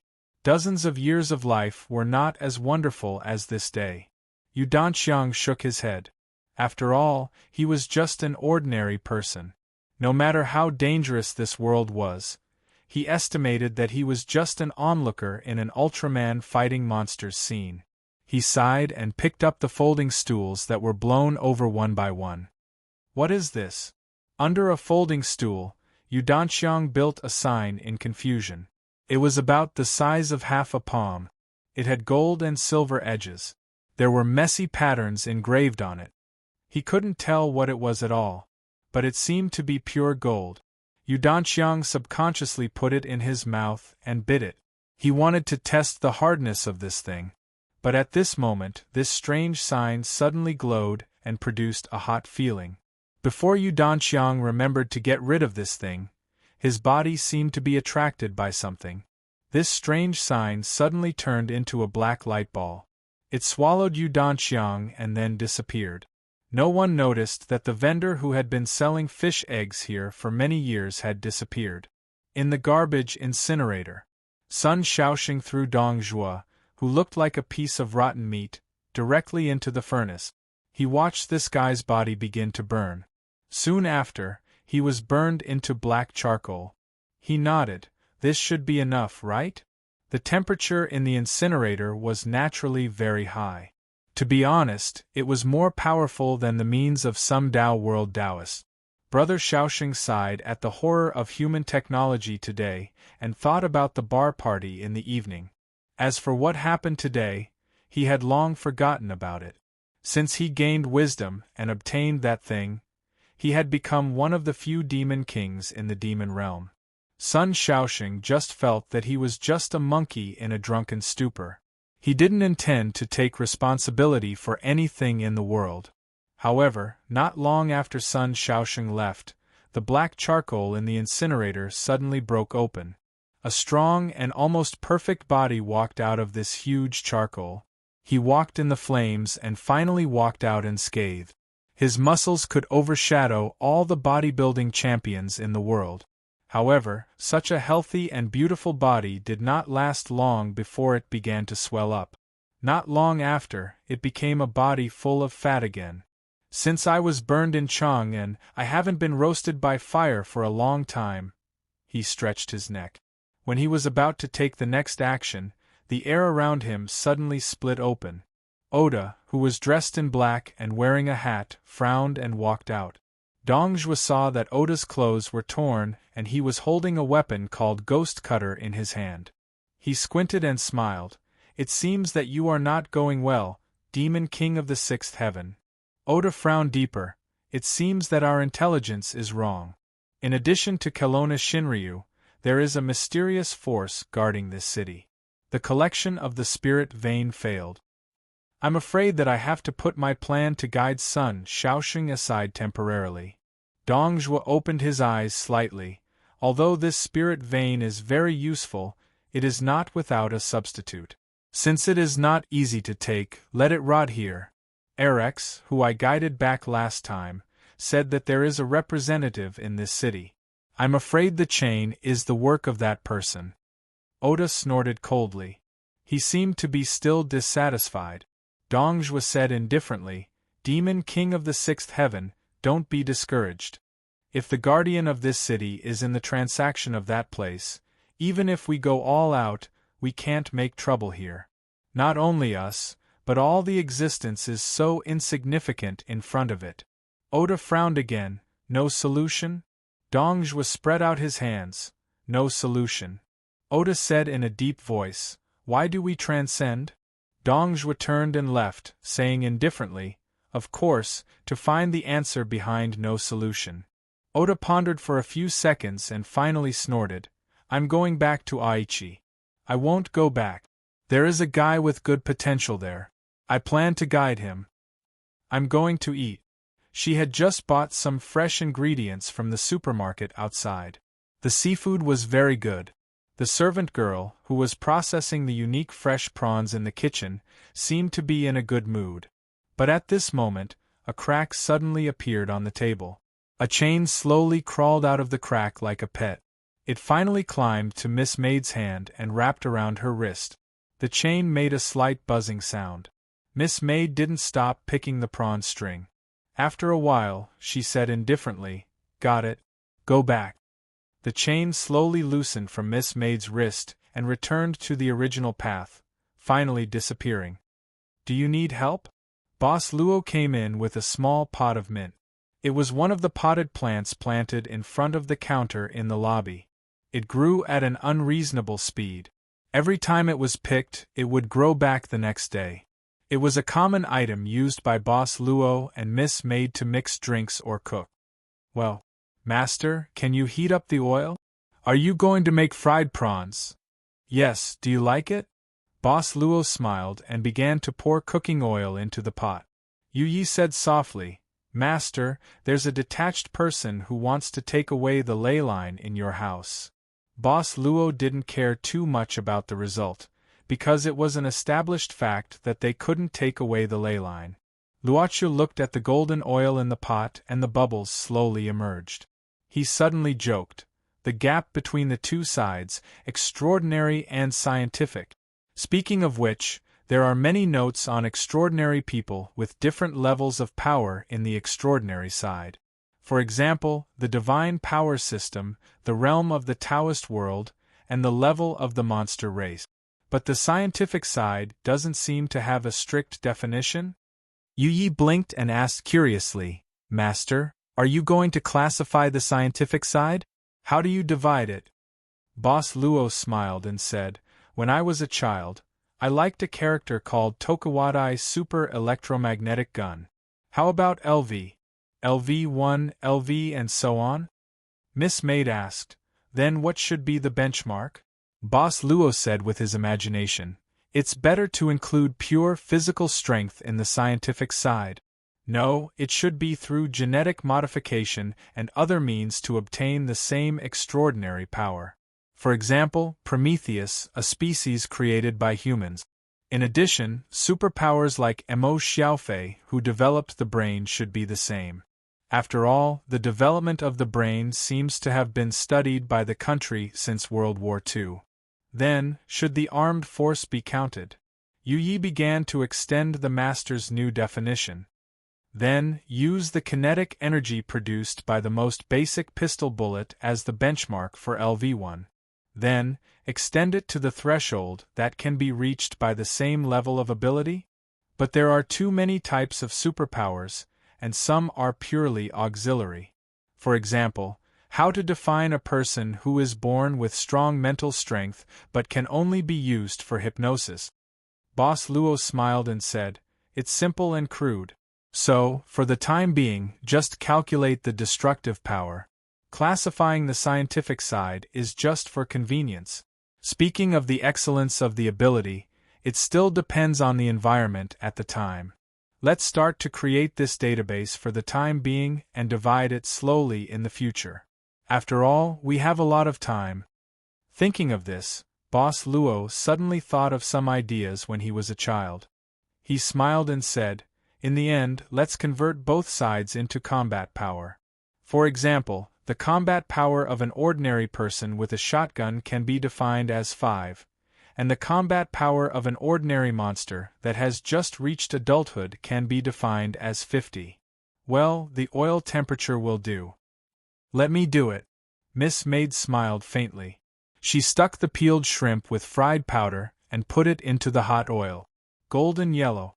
When the bullet was fired from a very long distance and successfully pierced through the forehead of a graceful middle-aged woman in the next second, Oni quickly left the place where she fired the shot. In an open-air tea house in the distance, Luvia nodded at Song Hauran almost at the same time. Song Hauran, who was reading the newspaper, folded the newspaper and said, "So, there's only one target left. Are you ready?" Luvia nodded and said, "I've got the admission ticket for tonight's theater." "Good job." Song Hauran looked at the hot Luvia and smiled elegantly. "Beautiful Miss Luvia, how about I choose a suitable evening gown for you?" Roar. Chapter 779. Director Jose's nickname was Greedy Fat Pig. As the name implied, the fat pig was naturally because of Director Jose's fat, which could make anyone frown. But even so, the number of women who were willing to climb onto Director Jose's bed could form a 100-meter-long line. Most of these women were from good families, because he was the head of the official violence organization in this city. The foreign media had joked more than once that the police in this country were more violent and dark dictators than those blood-soaked gangs. Director Jose clearly interpreted the foreign media's remarks very well.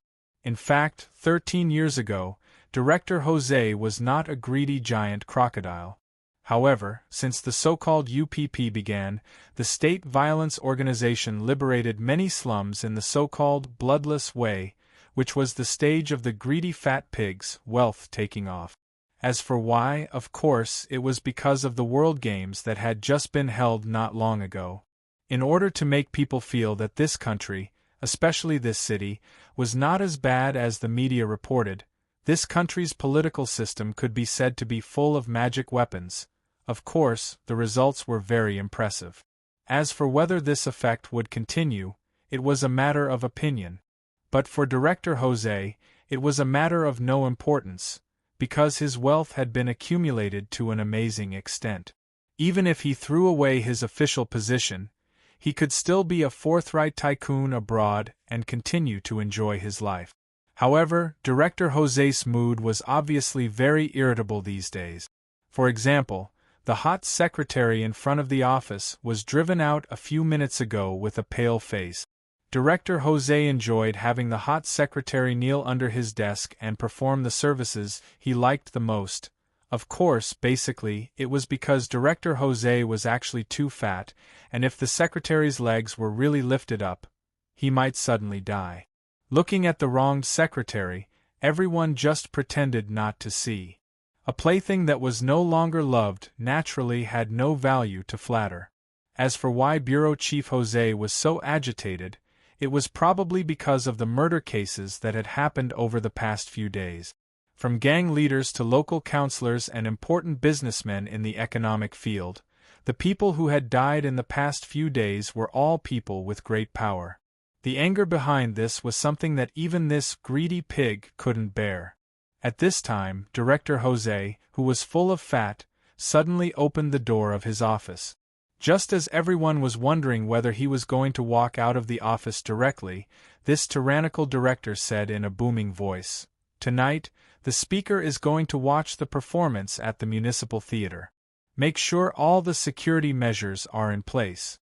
If anything goes wrong, I won't let you off easily." The speaker was a real big shot in this country. It was no wonder that Director Jose was in such a bad mood. Perhaps because of the frequent murders of important people, the upper echelons of the country were vaguely uneasy. Theater stop. An empty prompt came from the bus. Caroline leaned against the window and glanced at the municipal theater outside the bus. This kind of splendid building was very dazzling, making Caroline withdraw her gaze a little uncomfortably. She inadvertently saw a few police cars parked here, which attracted Caroline's attention. The police even began to pull up a police tape here. Probably some big shot is coming here tonight? In her impression, this theater was used to hold some cultural activities that highlighted the country. It also held programs such as XX Music Festival. Caroline shook her head. Although she could become an elegant lady in an instant to take care of the needs of the guests, there was actually no change inside. Of course, when the man tore off her clothes, the so-called elegance naturally disappeared. Therefore, she only had one thought about this place used by the upper-class nobles to show off, When will I have the money to buy a place as big as a castle to live in? The passengers on the bus obviously noticed the police force at the theater like Caroline did, but they didn't discuss it. Ordinary citizens didn't care about national affairs. Not to mention, she was a practitioner who walked on the edge of the law. Later, the bus passed through a closed section of the road. A high wall was built on one side of the road, completely blocking the line of sight on that side. Caroline glanced at these long walls with some annoyance. Such a wall was naturally not used for defense. Its only function was to block the scene on the other side of the wall. Yes, on the other side of the wall was the place where she grew up, the chaotic place. Caroline sneered.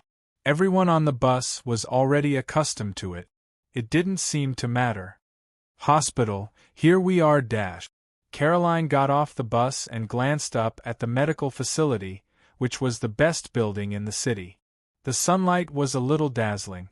The sunlight was emitted on the dense glass, making Caroline frown. Only the air conditioning in front of the hospital made her feel more comfortable. I want to register. The internal medicine department. Caroline walked straight to the crowded front desk. It took her more than half an hour to get her number, but by the time it was her turn, it was already afternoon. Caroline thought for a while and walked straight to the inpatient department. The main purpose of coming to the hospital this time was to do a detailed examination. She didn't know if her fertility was gone, but she had to at least get a grasp of her physical condition.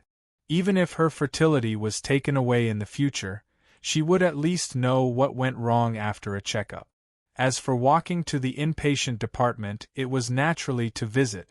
It wasn't a talented young musician who was blind or had trouble with his legs. Because Caroline wasn't Cinderella in fairy tales, there was no such encounter in romance novels.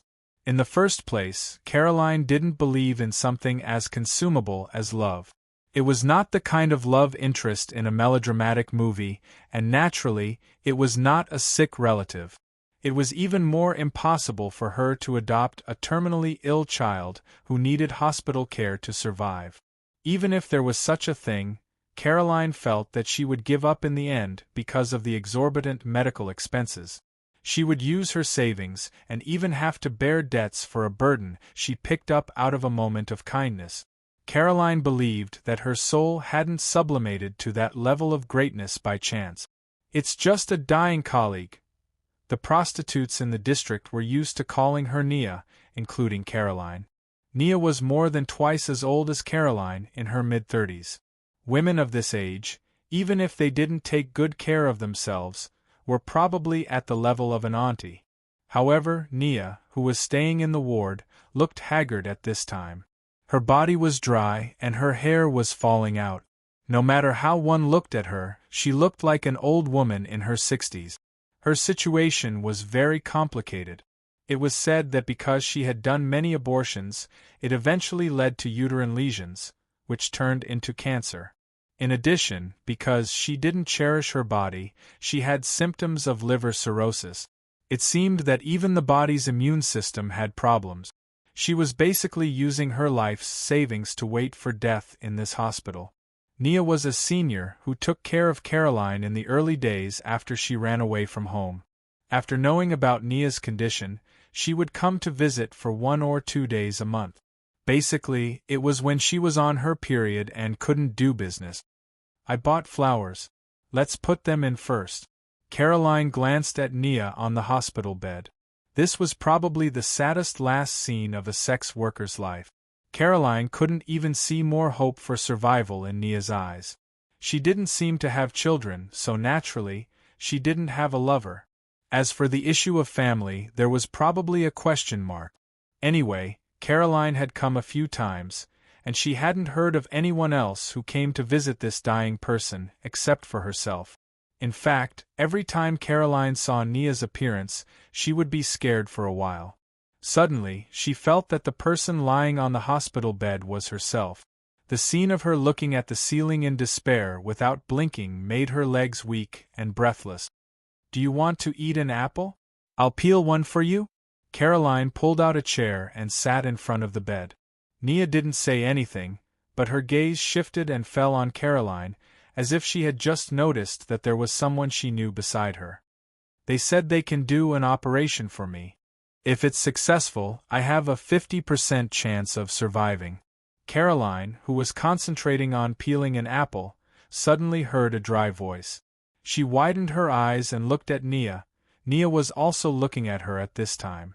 This was the first time Caroline didn't see a lifeless look in Nia's eyes. "But I don't have enough money," Nia said slowly again. You want me to help you?" Caroline instinctively guarded Nia's gaze at this time and hesitated. "You know, I can't afford much. If it's too much, I can't help it." Caroline subconsciously moved her position and blocked the handbag behind the chair. Inside was the bank card with a huge amount of wealth that she carried with her. "I know." Nia shook her head with difficulty. Her gaze made Caroline feel very uncomfortable, and Caroline subconsciously looked elsewhere. Nia said slowly, "I want you to help me find someone. He is a lawyer and a regular customer of mine. He can help me." "Lawyer?" Caroline was surprised. "It seems to be a rich man? Maybe it's a love story." Caroline guessed. "I want to ask a lawyer to help me sell my property. I want to try this surgery anyway." There was a strong desire to survive in the eyes of this dying woman. Caroline frowned. "I'm afraid your house is not worth much. That kind of old house in the slums basically couldn't be sold. Even if it was sold, it was obviously not enough in Caroline's opinion. This hospital was burning money every moment. I still have a house in the West District." Caroline was very surprised. The West District was a newly developed area dominated by high-class residential areas. The house prices there were high, and the working class couldn't afford it at all. Nia already had her own big house long ago. This dying woman had already completed her goal long ago. It was just that she was about to die, but now she had to sell her house in order to survive. Caroline had an indescribable feeling of discomfort. Later, it was time for her examination. Caroline did a lot of examinations under the instructions of the doctor and nurse in a daze.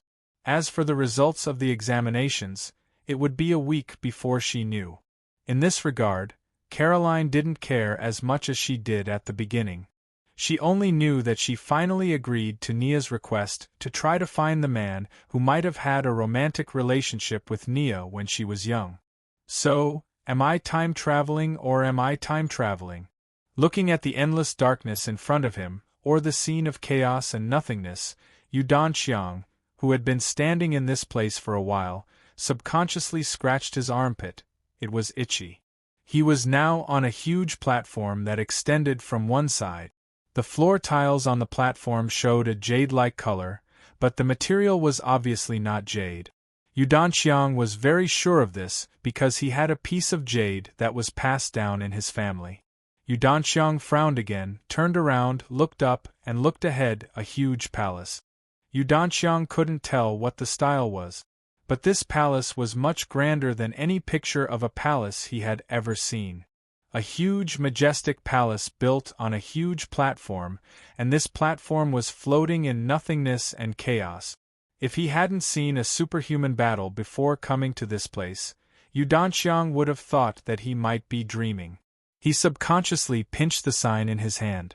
There was no doubt that he came to this place because he picked up this sign, but the key was, what the hell was this place? He had been in this place for a while.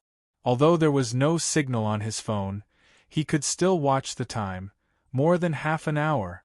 How should I go back? Would he encounter something terrifying in there? At this moment, a shadow suddenly flew out from a pavilion of the huge palace, getting closer and closer. Yu Danxiang used all his eyesight and finally saw the true appearance of the shadow.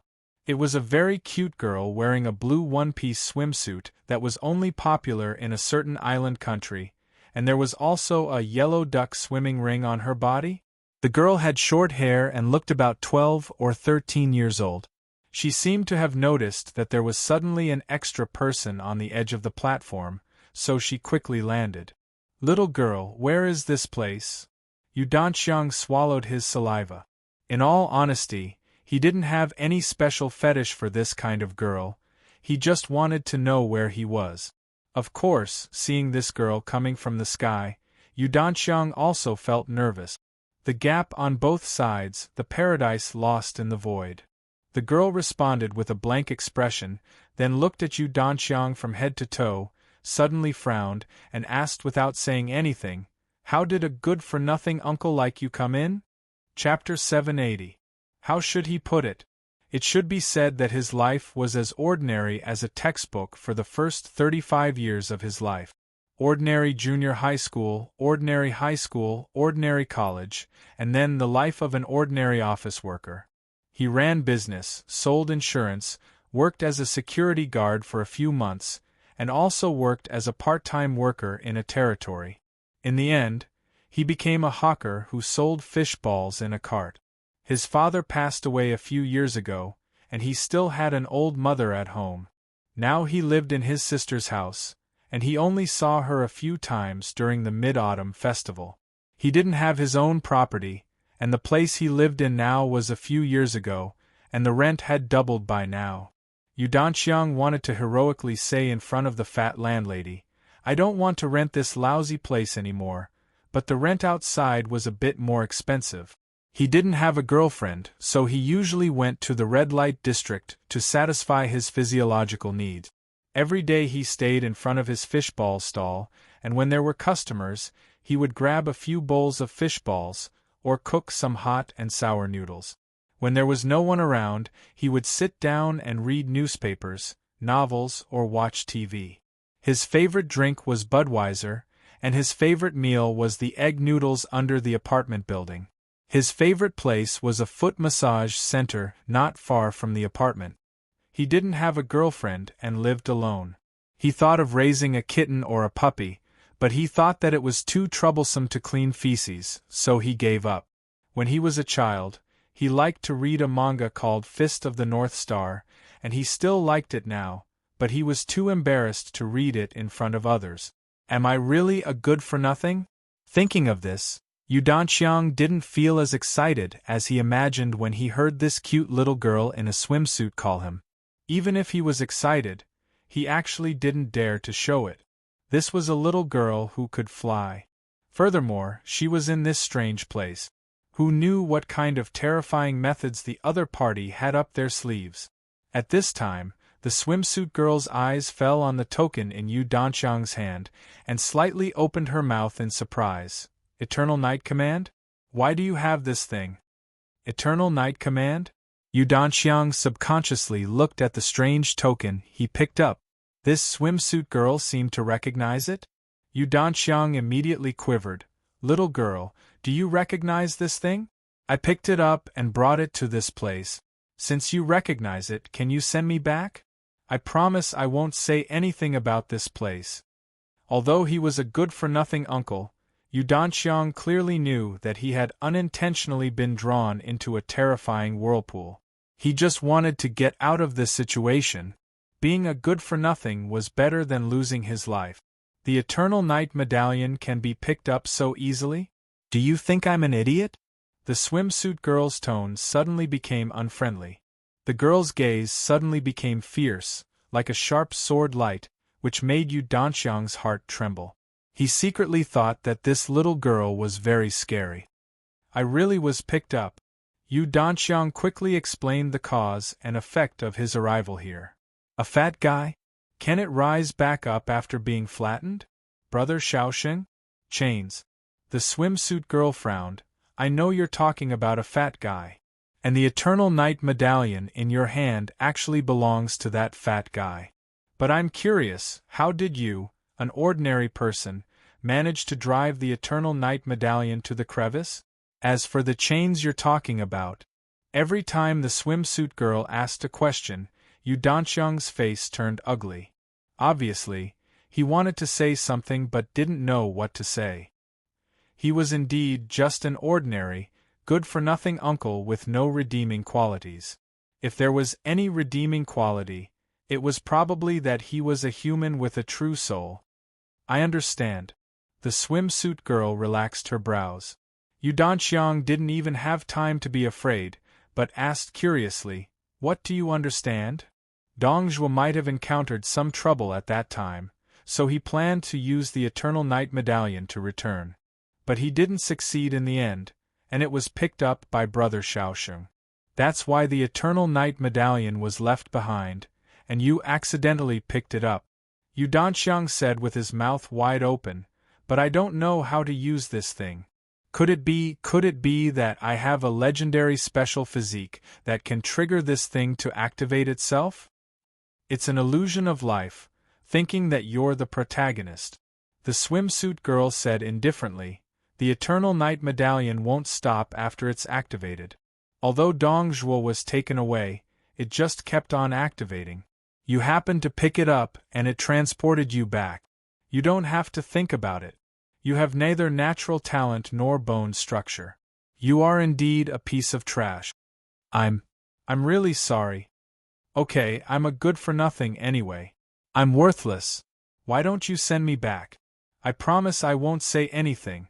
Yu Danxiang patted his chest and said, "I'm not good at anything else, but I'm good at keeping secrets." The swimsuit girl said expressionlessly, "Better than a dead person?" In an instant, Yu Danxiang felt as if he had fallen into a freezer. Cold air rushed from the soles of his feet to the top of his head, and he collapsed to the ground, his legs trembling slightly. However, at this moment, a sharp and terrifying cry suddenly sounded from behind Yu Danxiang, causing his ears to hurt. He instinctively turned his head to look, and his scalp immediately went numb. He saw that in the endless chaotic void in front of the platform, swarms of terrifying creatures were flying over. They were humanoid in shape, but they looked like monsters molded out of mud.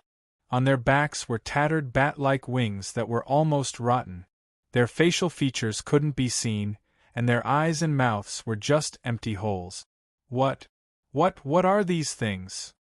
Yu Danxiang got up, his whole body trembling. It was too terrifying. It was like doomsday. There were hundreds and thousands of these monsters, and they were all flying toward this place at high speed. Looking at their posture, Yu Danxiang thought of locusts passing by. Original Void Devil, a life form unique to the crevices on both sides. "They can be seen everywhere here," the swimsuit girl said calmly. "But they're rarely seen on this scale recently. Is he your—" Fish Ball Chong suddenly remembered the fatty who couldn't be killed, so he quickly changed his words. "Is he your enemy? Are they here for you?" The swimsuit girl looked at Yu Danxiang and said, "The original Void Devil is here for you. You're a true soul, and to the original Void Devil, you're the most delicious thing in the world. I'm afraid all the original Void Devils wandering around here have smelled your scent as soon as you appeared." Yu Danxiang subconsciously took a few steps back and approached the swimsuit girl. However, he suddenly heard the girl's cold snort, and he stopped in his tracks, trembling in fear. He could only plead, "Save me," but the swimsuit girl didn't say a word, and her eyes were cold and detached. Yu Danxiang's heart was beating like a drum, thinking that these terrifying monsters were coming for him, and that he was in their territory.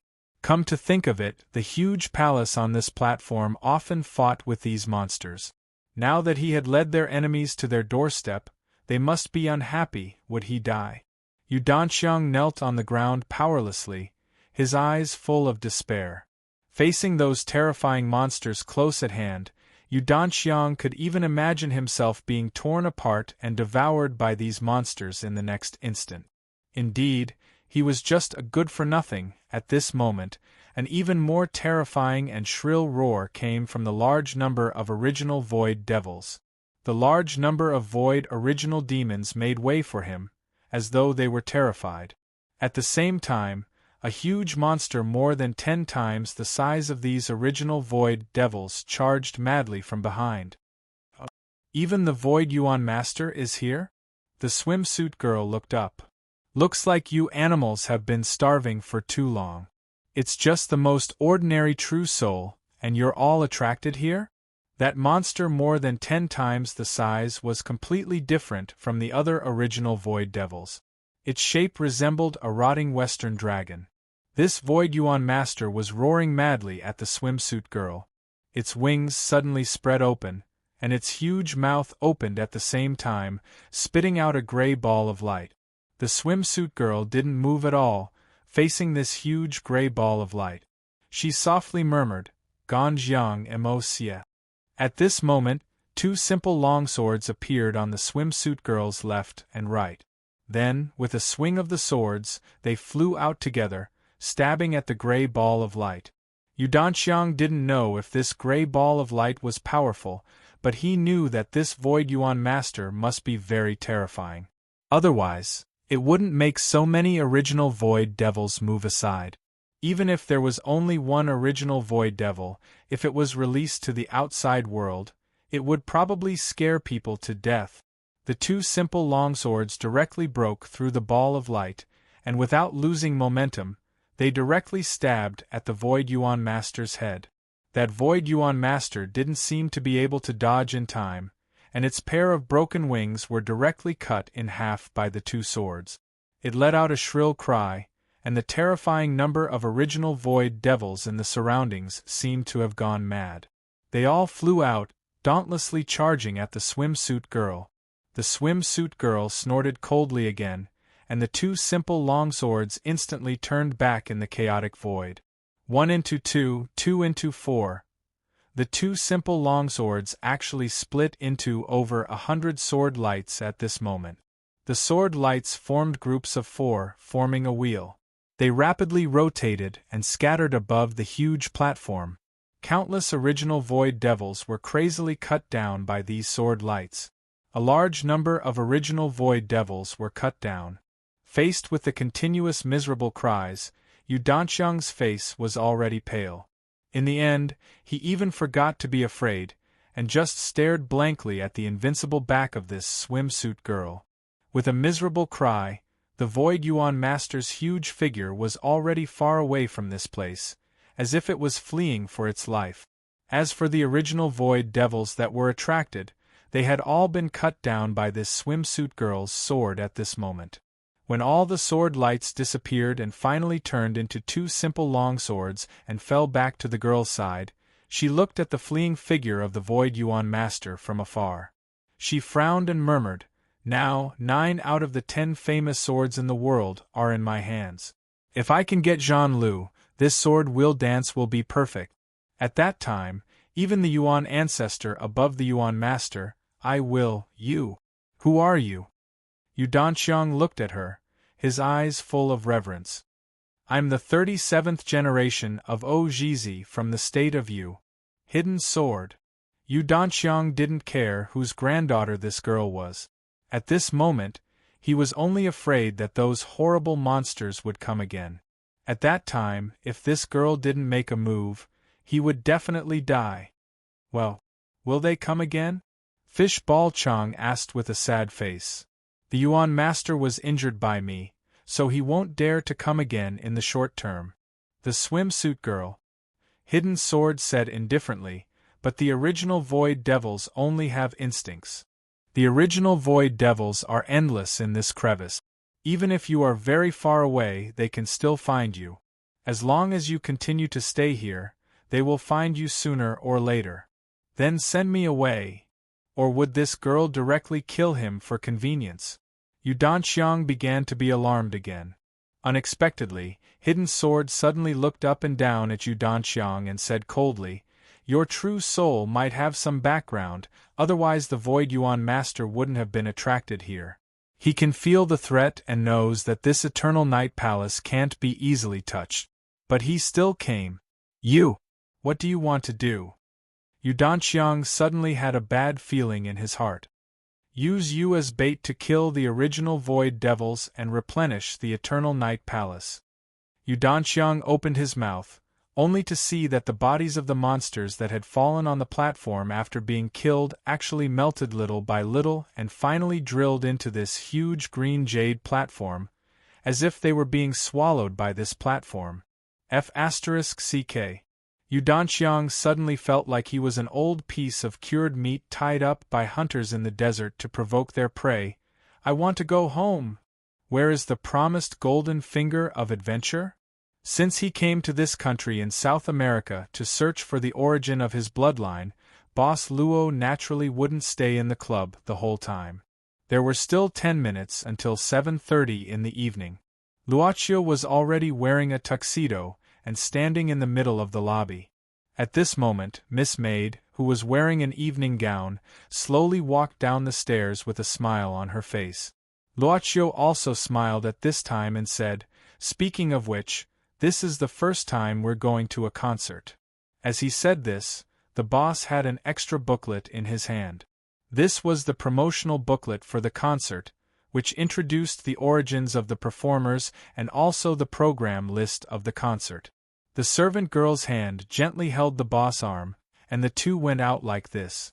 It was naturally inconvenient to be in a tuxedo, but for Boss Luo, who had the address here, he could naturally move freely within the city. Of course, there was no need for invitations. Just like ordinary walking, the two, who were holding hands, were already walking in the corridor of the municipal theater. The orange-yellow light illuminated the surroundings, and the temperature of the air conditioner was just right. Otherwise, for a man wearing a tuxedo on such a hot day, he was afraid that he would be embarrassed before the concert started. The concert starts at 8 o'clock. Yu looked around and then whispered to the boss. Luocio nodded, but his eyes turned to the side. In the dim light, Song Hauran was looking at the time on his arm. Today, he was still very handsome. The handsome smile reminded Luocio of his father, the face that could only be seen in photos now. "Do you want to say hello?" the servant girl asked softly. If it wasn't obvious, who could see the existence of the two? But Luocio shook his head. "My uncle should have something to do, so we can't disturb others during working hours. Let's maintain the most basic courtesy." With that, the boss led his female companion tonight into the concert hall.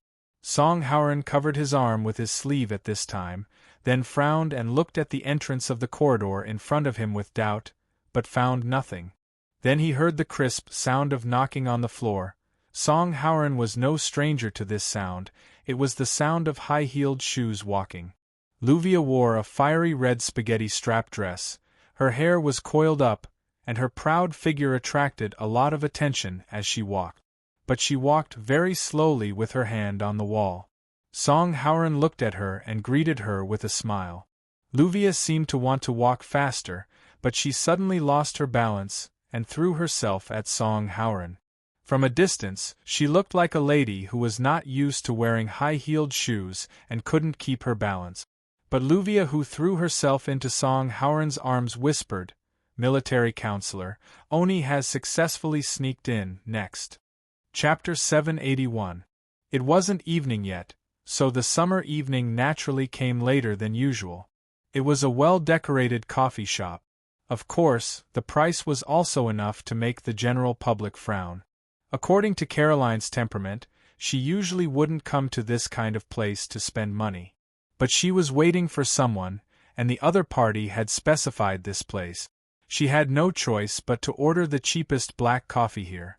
Soon after, a middle-aged man walked into the coffee shop in a hurry, looking around as if he was looking for something. Caroline knew this was the person she was waiting for. The lawyer friend Nia asked her to contact. At 6:37 p.m. Caroline glanced at the time again. It was too late. She didn't know if she dared to get on the bus back. If it was too late, she would have to choose another route, which would require her to pass through several unfamiliar areas. Although she was also a local, there were obviously differences between the districts. "You're Caroline?" The middle-aged man quickly found Caroline's seat and sat down without hesitation. Caroline felt something called time on the other party. She noticed the man from the moment she entered the door. He looked at the time 3 times until he sat in front of her, twice on her watch and once on the wall clock in the room. Dressed in a suit and leather shoes, he was meticulous, his expression was serious, and his eyes were deep. Basically, the appearance of an elite was displayed in front of Caroline. The man's name was Carlo. Before Caroline could speak, Carlo went straight to the point. Before we talk, Miss Caroline, can you tell me what your relationship with Nia is? Family? Or her daughter? Caroline didn't feel impolite when the other party asked this question. Instead, it made Caroline feel that this man probably didn't remember who Nia was talking about at all. The reason why he appeared was probably because of a business deal. Perhaps this man wasn't as glamorous as he looked. Perhaps the business of the law firm he ran wasn't good. He even urgently needed this commission to pay for the rent, utilities, and employee salaries of his law firm this month. That was why he made himself look professional. Caroline's perspective in this regard was not bad. After all, as a sex worker, as a prostitute, she had come into contact with too many types of men. She had seen rich men, and she had slept with rich men. As for peddlers and pawns, they were naturally not a problem for her. She could recognize people, but she didn't have enough confidence to deal with any type of person. She knew that she didn't have enough knowledge to face these men who always wore a mask. You would never know what they were thinking. Men were actually more fickle and difficult to grasp than women. I'm Nia's friend. Carlo looked at him and gave such an answer. Or perhaps the other party had already guessed what kind of work he was doing from this answer. Caroline was too familiar with Carlo's gaze at this moment. However, the men who came to her for service basically all looked at her as if they were inspecting goods. Carlo nodded. Ms. Caroline, according to what you said, Nia is looking for me to handle a property in the West End for her, right? It wasn't convenient to talk about it over the phone. I want to ask you about the commission fee this time. How much does Nia want? Do you have the authority to negotiate with me on her behalf? She only asked me to find you to help her. Caroline didn't know how to answer. Perhaps it would be better to nod at this moment, but she was obviously hesitant about some of the responsibilities she needed to bear after nodding. There's no need to carry any more burdens. Finding this Carlo is already within my power. Caroline thought so and immediately said, maybe you should go directly to the hospital to see her. She's in a bad condition now. Carlo wasn't impatient at all. Instead, he carefully asked about Nia's request. His attitude was very strict. Looking at the other party's nonchalant questioning, Caroline really couldn't handle it, but she couldn't help but have another thought in her mind. Maybe this man can really help Nia. Looking at Nia's appearance, the surgery should be very urgent. However, the resale of the property was not something that could be completed overnight. Moreover, the property in question was expensive, but it was also a serious problem to find a buyer immediately. How about this, can you take me to see Nia? Carlo suddenly suggested at this time. I think it's better for me to talk to the person involved in this matter in person. I can write you an address. Caroline thought of the bus back and declined politely. She suddenly didn't want to go back and look at the lifeless Nia.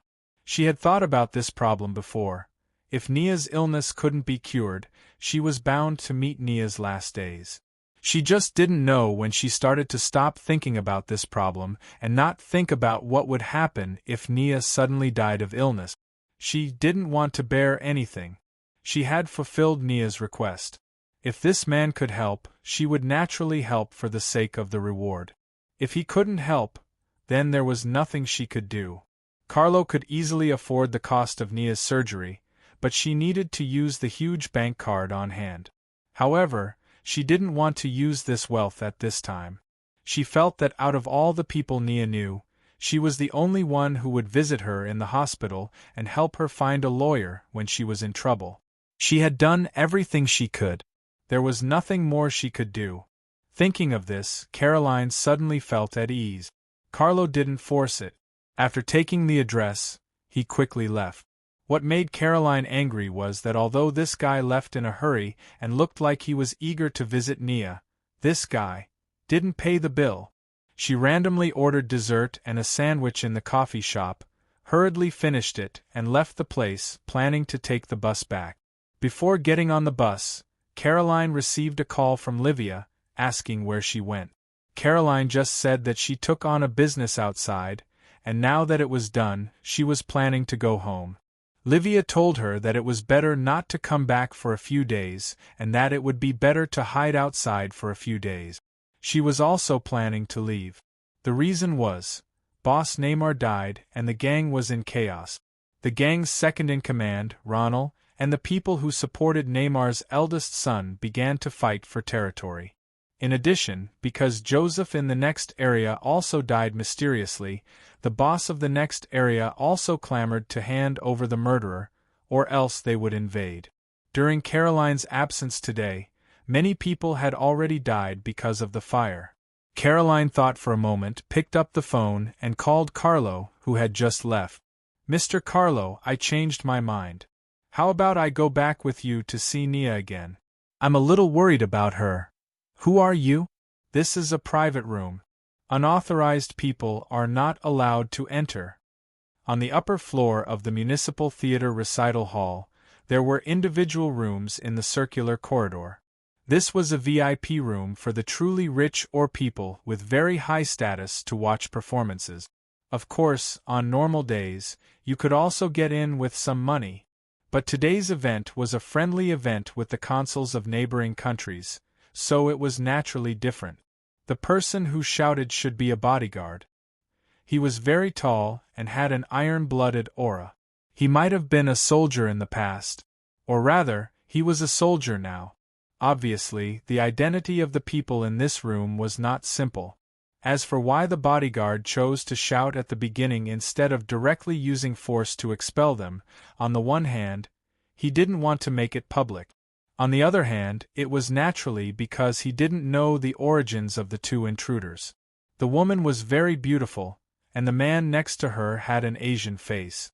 Those who could enter this concert were either rich or noble. The origin of this young man and woman was probably not simple. "Can I borrow this place?" The beautiful woman in a black evening dress smiled slightly and clapped her hands gently. Because of the stockings, the clapping sound was not very loud at all. But the bodyguard heard the sound, and he heard it very clearly. His consciousness was instantly confused, and his eyelids were extremely heavy. After a few breaths, he closed his eyes directly and fell to the ground. At the same time, there were several different sounds in the room. They were all sounds made when people fell. This was obviously an extraordinary power. In fact, Luaccio intended to do it himself, but Miss Maid would always be one step faster than him. In fact, Luaccio quite enjoyed the feeling of sitting back and enjoying the fruits of others' labor. Let alone other things, it was naturally pleasing to have such a beautiful maid to solve all the trivial matters for him. What was also pleasing to the eye was the orchestra that was entering the concert hall below. Regardless of whether they knew how to appreciate the sounds made by the following instruments or not, looking at this orderly entrance, they could always feel a trace of professionalism. Luaccio liked the orderly arrangement of the people below, which made him associate everything with tidiness. Being neat and tidy was naturally the most beautiful. Of course, the VIP box had no windows. It was just a single stand. There was a partition between the two stands. As for the front, naturally, one could see another stand across the circular corridor. However, wasn't there a little more bodyguard in this VIP box? "Master, we seem to have encountered something interesting." Yuyi was tidying up the people who fell on the ground. Binding let these guys fall on the ground casually. Naturally, it was not beautiful if they fell on the ground one by one. Boss Luo, who was used to encountering things when he went out, was obviously not surprised. He just looked at Yuyi curiously. Of course, even in such an open VIP box, from the outside, nothing happened at all. It was not a fantasy. It was the easiest way to make people outside unable to see what happened here. What's the interesting thing? Yuyi pointed to the man who was obviously protected by several bodyguards, and then reached out to pick up a pen from the collar pocket of the middle-aged man. Boss Luo did not see anything special about this pen. If he had to say something, it was probably a very good-looking badge mark on the pen. Of course, it could only be seen after careful observation. Because of this badge? Miss Maid nodded and whispered, This is the internal mark of the Lomenst Leiden Company. This company's headquarters is in the United States, and its main business is the production and launch of military satellites. Boss Luo had heard that this country was quite unlucky and had not been able to develop the satellite industry. It seemed that there was a big explosion because of the launch of rockets in the past, and a large group of aviation elites were directly destroyed. "Look at the invitation," Luochio suddenly said. Yu Yi quickly found an invitation and handed it to Luochio. Boss Luo glanced at it and then said indifferently, "It's in the name of a wine company's distributor. It seems that he is hiding his identity." "Do you need to read his memory?" Yu Yi suggested. If he could get ready-made information, he naturally did not need to buy it through the altar. This was naturally in line with Boss Luo's consistent principle of self-updating.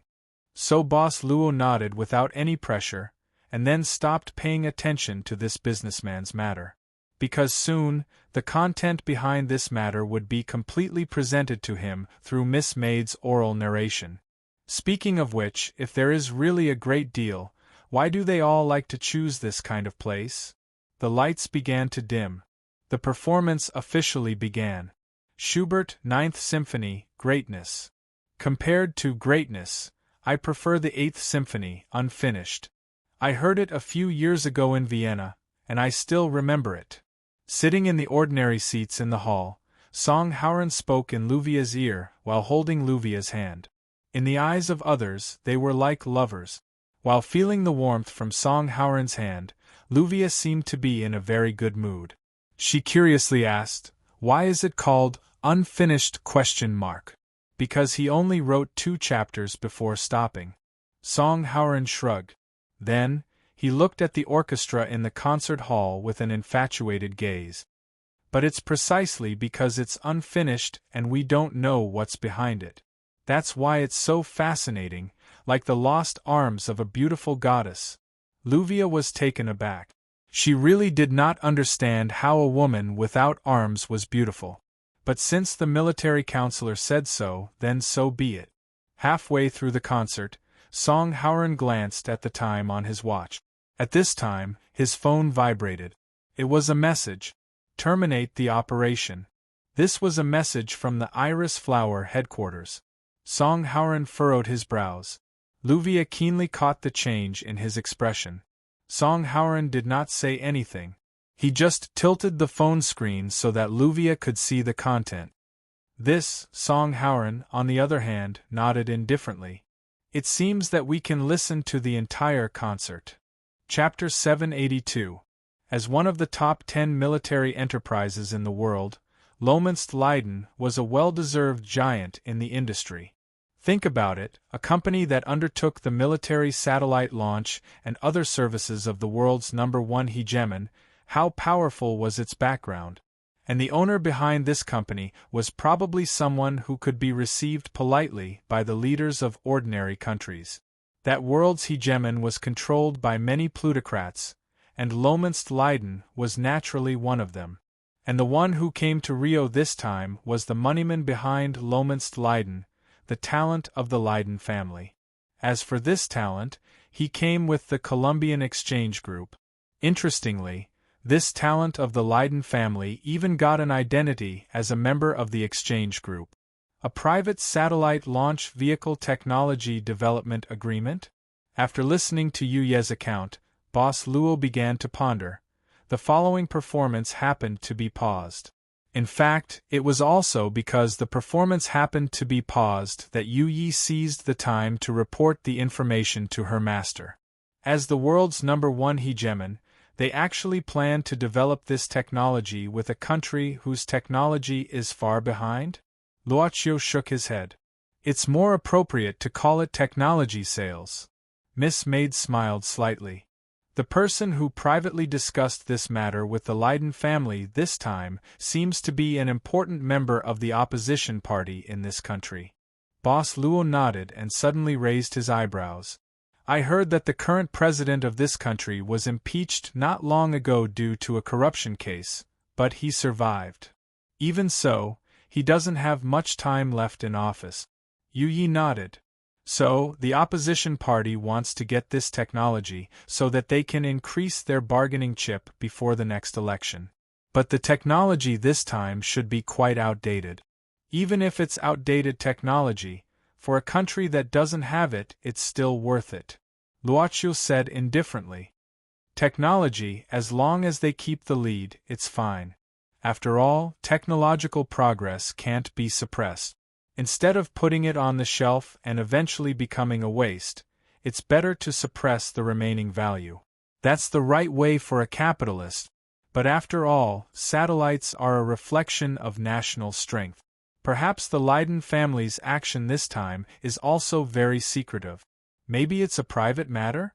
It's the mining and development of oil resources in this country. The Leiden family seems to be planning to enter this country's economic lifeline. After all, it is one of the BRICS countries. It is very rich in resources, and the geographical environment is very good. Miss Maid sneered. Boss Luo nodded. At this time, he casually waved his palm in front of him, and 3 oval light curtains appeared. A man's appearance was reflected on each of the light screens. They were among the guests sitting in the hall below. As for the 3 men, they would occasionally glance at the VIP room. Luoqiu blinked and instantly understood. He said softly, "Someone from the FBI? Looks like the Leiden family's actions weren't hidden after all." Boss Luo glanced at the unconscious men in the back seat and said with interest, "I wonder if Song Hauran's mission has anything to do with this? It's not fun to know everything at once. Let's slowly observe the next development." But, Miss Maid looked at him curiously. Luoqiu smiled and said, "Don't you think fate is very interesting? My father was a policeman who was dedicated to the public and died in the line of duty. But his brother became the leader of a mercenary group abroad. He committed all kinds of crimes and killed people like flies. However, as the descendant of this bloodline, he also embarked on a different path." The sound of the orchestra sounded again. Symphony No. 9, Grade 2. Majestic, high-spirited. They called the leader of Iris Flowers Papa, which was Song Hauran's father. Of course, Song Hauran also called his father Papa, which meant the same as everyone else. During the intermission, Song Hauran left his seat. The original planned time of action had long passed. Oni didn't take action. Naturally, he saw Luvia's gesture. In the bathroom, Song Hauran, who had checked that there was no one here, quickly changed the chip in his phone to another one. "Hello, Papa, what's the matter?" At the other end of the phone, it was Papa, the leader of Iris Flowers. Song Tianyu said in a low voice, "I just got the information that there will be a situation at the theater. Someone buried a bomb in the theater." Song Hauran was startled, and then his expression became dignified. "Who is it? How many bombs are there? What about our action this time?" Song Tianyu seemed to know that time was pressing, so he spoke a lot faster. "It's not our employer. The bomb this time seems to be the work of some remnants of the armed forces. This concert is for the exchange between Brazil and the neighboring countries. The consuls of several countries are also present." After listening, Song Hauran rubbed his eyebrows. "Is it that group of lunatics who have no weapons and no men? But it's their style to not know about the bomb. So, I'm really at a disadvantage. The last part of the action bumped into the enemy's muzzle? According to the intelligence sources, the bomb installed this time is enough to blow up the entire theater. Anyway, you need to evacuate immediately." Song Tianyu said quickly, "I will personally explain the situation to the employer. Moreover, if the target dies directly because of the explosion, maybe we can save a lot of effort." Song Hauran suddenly said, "Papa, I'm afraid it's a little difficult for me to evacuate. The feast of this group of dangerous guys seems to have begun." Symphony No. 9, Great. The 3rd chapter had already begun when Song Hauran and Papa were talking on the phone. However, in the high-pitched sound of the orchestra, Song Hauran suddenly heard a scream. In one of the rows of seats in the almost full concert hall, A handsome man kept apologizing and finally succeeded in sitting next to a woman in a red evening dress.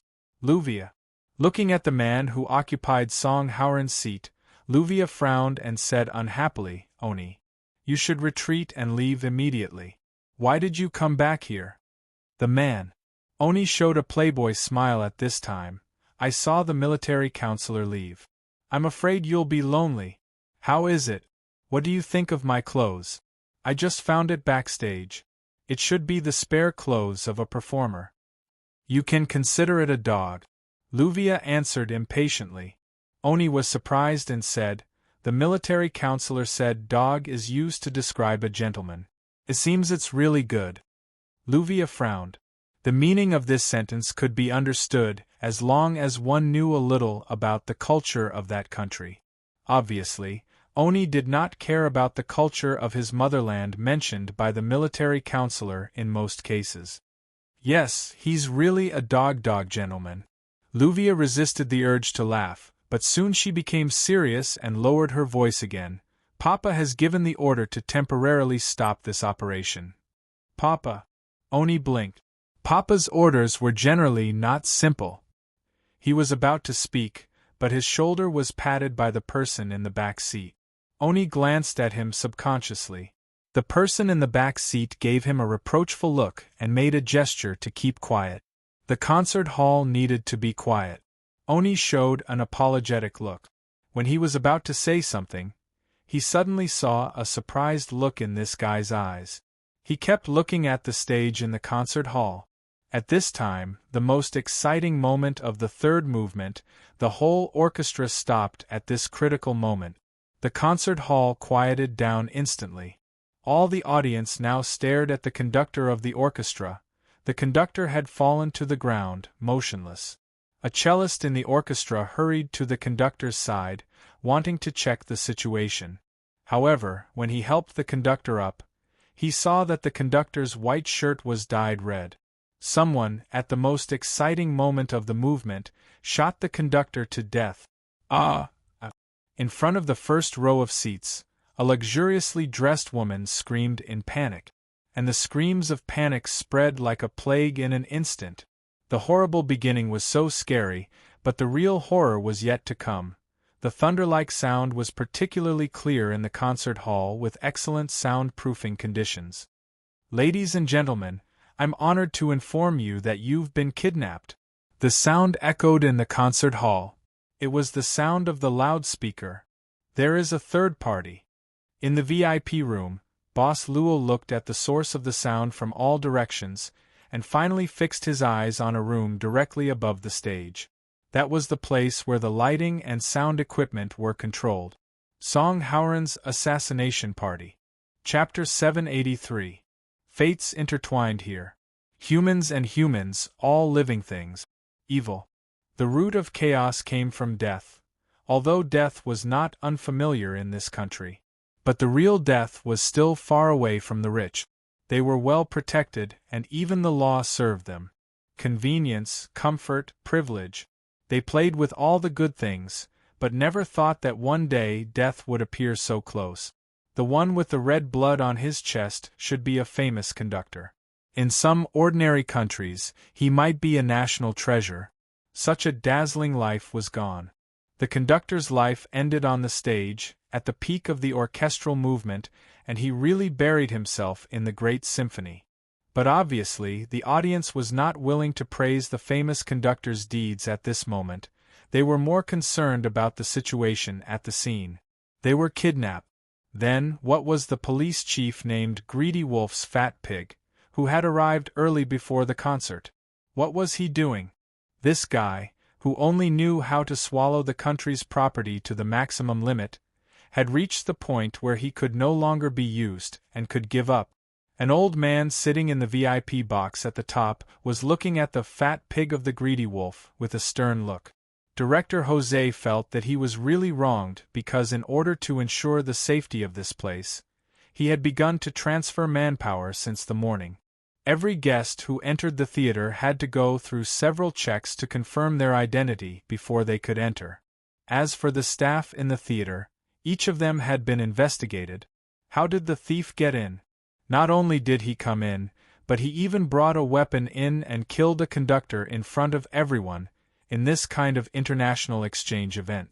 Although this kind of exchange event was always held in various names throughout the year. The key point was that even this kind of formal exchange event was essentially an exchange between countries. Director Jose had never thought of going further and getting closer to the center of the country's power. He felt that as long as he could sit in his current position, wait for the arrival of retirement, and then become a rich man in a Western country, it would be enough. However, after this incident, he was afraid that before being called fat pig of the greedy wolf, he would be labeled as incompetent. Mr. Speaker of the Senate, please believe me. I will ensure your safety and control the situation as soon as possible. Jose looked at the angry old man in horror. This old man had the power to make him step down with just one word. Let's hope so, Jose, the elder said in a low voice. After all, I don't want to lose a colleague. Jose wiped his sweat and nodded in a panic. Don't worry, in order to ensure the order of the venue, I have deployed the most elite men. By now, they must know the situation at the scene. I believe that they will be able to capture this group of lawless people very soon. The old man snorted coldly. Compared to such promises, he preferred to see tangible result. Perhaps Director Jose's prayer worked. The door of the VIP room was opened in the next moment. Several well-equipped men in police uniforms quickly walked in. Jose cursed in his heart. These guys were too awesome. He had just finished speaking and they immediately appeared. Now, the old man should be able to appease some of his anger, right? The fat pig of the greedy wolf had already planned to reward these elites, who rushed in front of him and the old man. Mr. Speaker of the Senate, look, these are the troops of the UPP. For the sake of safety, I deployed a small team this morning. Jose said proudly. The old man obviously knew that there was something wrong with the UPP. Because, a few years ago, in order to safely complete the World Games, the country made up its mind to eliminate the forces in the slums and complete the control of these criminal areas. And the troop that completed this great action was the UPP troop. Compared to Jose's pride, the old man just nodded calmly. He looked at Jose and said, Mr. Jose, I hope you can control the situation as soon as possible. I don't want to see any more loss of life. You know, many of the guests here are friends of our country. Sure. Jose nodded quickly, then moved his hundreds of pounds body to the front of these armed men. He said in a rough voice, How many of you have come in? Have you controlled the location of the bandits? Who is your leader? Let him come to see me as soon as possible. Okay, he will come to see you soon. The leader of the group revealed his pearly white teeth and looked at Jose with a smile. After all, it would take too much time for a fat pig like you to walk over. Well, he will come soon? Very good. Jose nodded with satisfaction, but his face suddenly froze. What did he just hear? This guy dared to call him a fat pig? But before Jose could get angry, he was kicked in the abdomen. This kick seemed to be about to burst his spleen. Jose fell to the ground and screamed, You dare to attack me? Are you rebelling? It seems that you haven't figured out the situation. The big man sneered, then pulled out a pistol and pointed at Jose. I really don't understand how an idiot like you can sit in your current position. You are the bandits who kidnapped me. Jose was shocked at this time.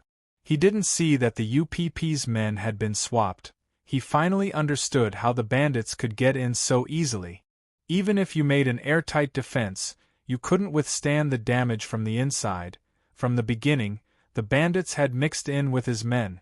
The pistol was pressed against Jose's forehead. This greedy fat pig raised his hands in horror and begged for mercy. Don't kill me, I'm just a nobody. Of course I know you're just a nobody who is being controlled. The man with the gun coldly snorted and said, However, I don't know if your fat can block my bullet and save your life. I really want to know. Save me. Jose subconsciously looked at the old senator with a pleading face. The old man looked at Jose as if he was looking at a dead man. He had been through a lot and sat on one of the thrones in the center of the country's power. At this time, he was still calm in the face of danger. The old senator said indifferently, "Killing him is of no use to you. No matter what your origin is, I don't want to see more casualties tonight. Since you said this is a kidnapping, what are your conditions?" "Not many conditions, only two." All of a sudden, a quick voice came from behind the several big men in UPP uniforms. Then, the burly men stepped aside, and a man in the same uniform walked in. The roots on his face made him look very rough, but his soft and fine curly hair made him look especially delicate. This man was around 35 or 36 years old. This man exuded a dangerous aura. The senator frowned. He didn't like to deal with this kind of murderous guy, because this kind of people often didn't act according to common sense, and all the rules in the world couldn't regulate their way of action. "Are you their leader?" The old senator was still calm, and his eyes quickly glanced at the concert hall below.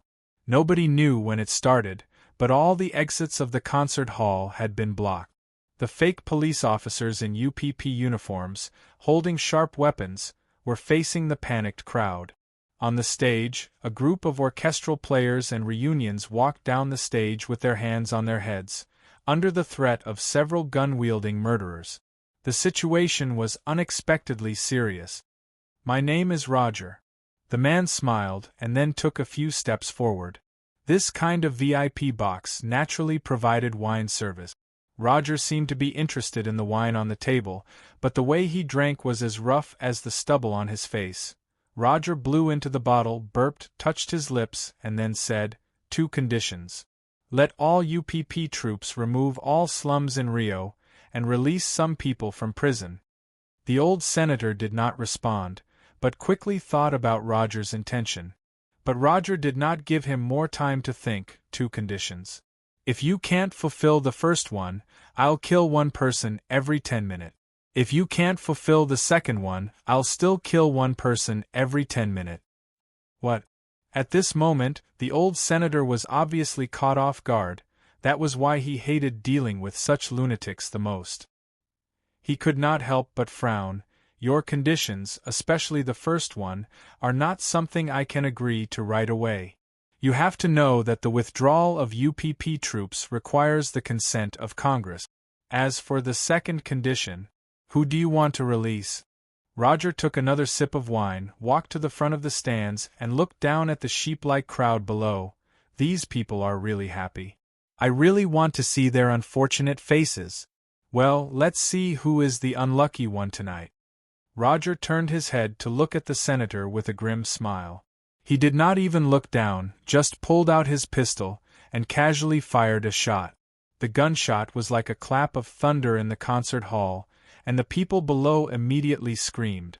However, when the head of parliament saw this, his face immediately turned pale. This guy was a complete lunatic. He actually fired a shot into the crowd below without even looking at them? It seems that these guys are very lucky. Roger took a look and said regretfully, "It's a pity that I didn't hit anyone. But next time, I won't shoot so casually. Senator, can you agree to my conditions now?" "I can agree to your conditions, and release the people you want to release." The old senator gritted his teeth. "This is my sincerity. But the first condition is not something that I can give an order to do alone. You have successfully threatened me, so there is no need for more cruelty. Please let us find a peaceful way." Roger shrugged. "I want to see these people in front of me within an hour." Roger named the names one by one. In the eyes of the old head of parliament, all of them were heinous people. The people who were asked to be released were the leaders of some gangs who had been captured by the UPP during the violent suppression a few years ago. At the same time, "I'll give you an hour to convince everyone in the Senate." Roger knocked the stand with the pistol handle. "In fact, I'm quite good at shooting, if I don't shoot blindly." No matter what, at least he could buy an hour. The old senator hurriedly took out his phone. The evacuation of the UPP troops was not a joke. It was equivalent to returning the control to those lawless guys. It was equivalent to the government bowing down to those thugs. However, the hostages here were also, by the way, there have been a lot of murders during this time, and they were also your doing, right? The senator frowned and asked. He did not really want to get an answer, but just wanted to talk to the other side more. Maybe he could wait for more information. Information meant more bargaining power. Does the incompetent government intend to pin the crime on us because they can't catch the murderer? Roger sneered. It doesn't matter, we don't care about such a crime. In addition, Mr. Senator, you still have 54 minutes. Anyway, taking hostages in such an international exchange event, and there were international friends among the hostages, was bound to cause problems in national diplomacy. This crime was serious enough, and a few lives were nothing in Roger's eyes. But who was the one who assassinated those guys behind? The gang leaders, the members of the Senate, these dead guys seemed to have no connection. I know. The old senator glanced at Roger with hatred. But if they were not on Roger's side, then who was behind these murders? Bang! Before the call was connected, the old senator was startled. He saw Roger blowing slowly at the muzzle of his gun, with a playful expression on his face. Of course, the gunshot just now was from Roger. This guy, fired at the crowd again. Mr. Roger, you said you would give me an hour. The old senator was indignant, glaring at him. But I can't always wait for you for an hour, right? Roger narrowed his eyes, pointing the muzzle downwards again, and kept moving, as if he was looking for a target. Killing people for fun. Seeing this, the old senator did not dare to hesitate any longer. The moment the call was connected, he shouted, I'm Treffman. Let the president answer the phone. Right now. Black as ink, without any possibility of mixing with any color. Boss Luo gazed at the direction of the VIP room on the upper floor, whispering to himself, although this color is theoretically possible, it's the first time I've seen pure evil. In terms of quality, it's surprisingly high. Everything that was kind and beautiful was naturally incomparably precious. However, where there was light, there was darkness, and the extreme violence was naturally very difficult to find. Chapter 784. He had known for a long time that the prisons in this country were overcrowded. If possible, the warden even hoped to clear out some of the prisoners here. Even if half of them were cleared out, the place would still be very crowded. Scum, trash, vermin, the warden, who was enjoying his dinner in his office, was not in a good mood. He was thinking that he should find a few prisoners to play with so that he could feel better. After all, in a boring place like this, only by having fun with the prisoners could he feel a trace of excitement. This was a place filled with stench, noise, and death. Suddenly, 2 strong beams of light shone in from the glass window beside him. The light was so bright that the warden was unable to open his eyes. At the same time, a call came from the center of power in the country. Immediately pick up the following 2 prisoners. The escorts have arrived. The call was quickly hung up. The warden was able to clearly see the source of the strong beams of light, an armed helicopter. What happened? How could they dispatch such a thing to escort 2 prisoners? Even though the 2 prisoners mentioned in the phone call were notorious fellows, they were not the only ones who had a good reputation. Bring me Buggy and Doflamingo. Even so, the warden immediately arranged for his subordinates to take the 2 fellows out of the tightly guarded cabin. It was not just this place. On this hot summer night, the same situation occurred in 2 other prisons. Rio Municipal Theater. Song Hauran was looking at the screen of his mobile phone. Luvia was recording the situation on the scene through a video. All the guests were being supervised and squatted below the stage, making the place appear very crowded. This reminded Song Hauran of the current situation in this country's famous prisons. Due to the fact that he had left the venue midway to send a message to his father, Song Hauran was lucky enough to avoid this disaster. This made him appear less passive. At the very least, He had a lot of room to move around, away from the eyes of the bandits. "There are bombs. Be careful. I will think of something." After sending a message to Luvia, Song Hauran began to think about his next move. This place was extremely dangerous. The group of criminals had the strength to fight the police head-on, and there were high explosives that could blow up the entire theater. The key was the existence of explosives. There was no doubt that with his skills, he could safely leave this place. After all, he was not trapped in the concert hall. However, it was impossible for him to abandon his two subordinates and leave alone. Dozens of years ago, his father had crossed the ocean and come to this continent alone. He had struggled and worked hard to build the foundation he had today, relying on nothing but a pair of blood-stained hands and friendship. The meaning of love was priceless. He had always received this kind of education. He was taught that if he wanted his subordinates to be dead set on working for him, then they should also be willing to sacrifice their lives for him. All the entrances to the concert hall were guarded. Regardless of whether it was inside or outside the door, once there was any movement, multiple guns would be waiting for him. "This is going to be difficult." Song Hauran frowned. Through Luvia's video, he naturally saw the bullets that occasionally came from the stands of the VIP room. It didn't target anyone present, it seemed like it was just a casual shot. But it was precisely because of this action that Song Hauran felt the cruelty of these bandits. They really didn't care about human lives. As for the outside of the theater, through the window, he could see that it had been surrounded by a large number of police cars and assault vehicles. The police's anti-riot team had already been on standby, tightly blocking the four sides of the theater. A little further away, the road had been completely blocked. The sound of horns sounded like the dissatisfaction of the city at night. "It seems that they are negotiating. I just don't know what the conditions are." Song Hauran quickly glanced and left silently. He planned to sneak to the back of the stage to see if he could blend in. It would be best to find the place where the bomb was installed. Taking a deep breath, Song Hauran suddenly pressed his palm on his chest. His hand, through his clothes, seemed to be grabbing something.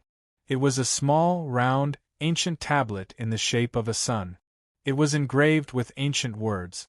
It was something he got from an expedition, from a hidden temple in the Amazon jungle.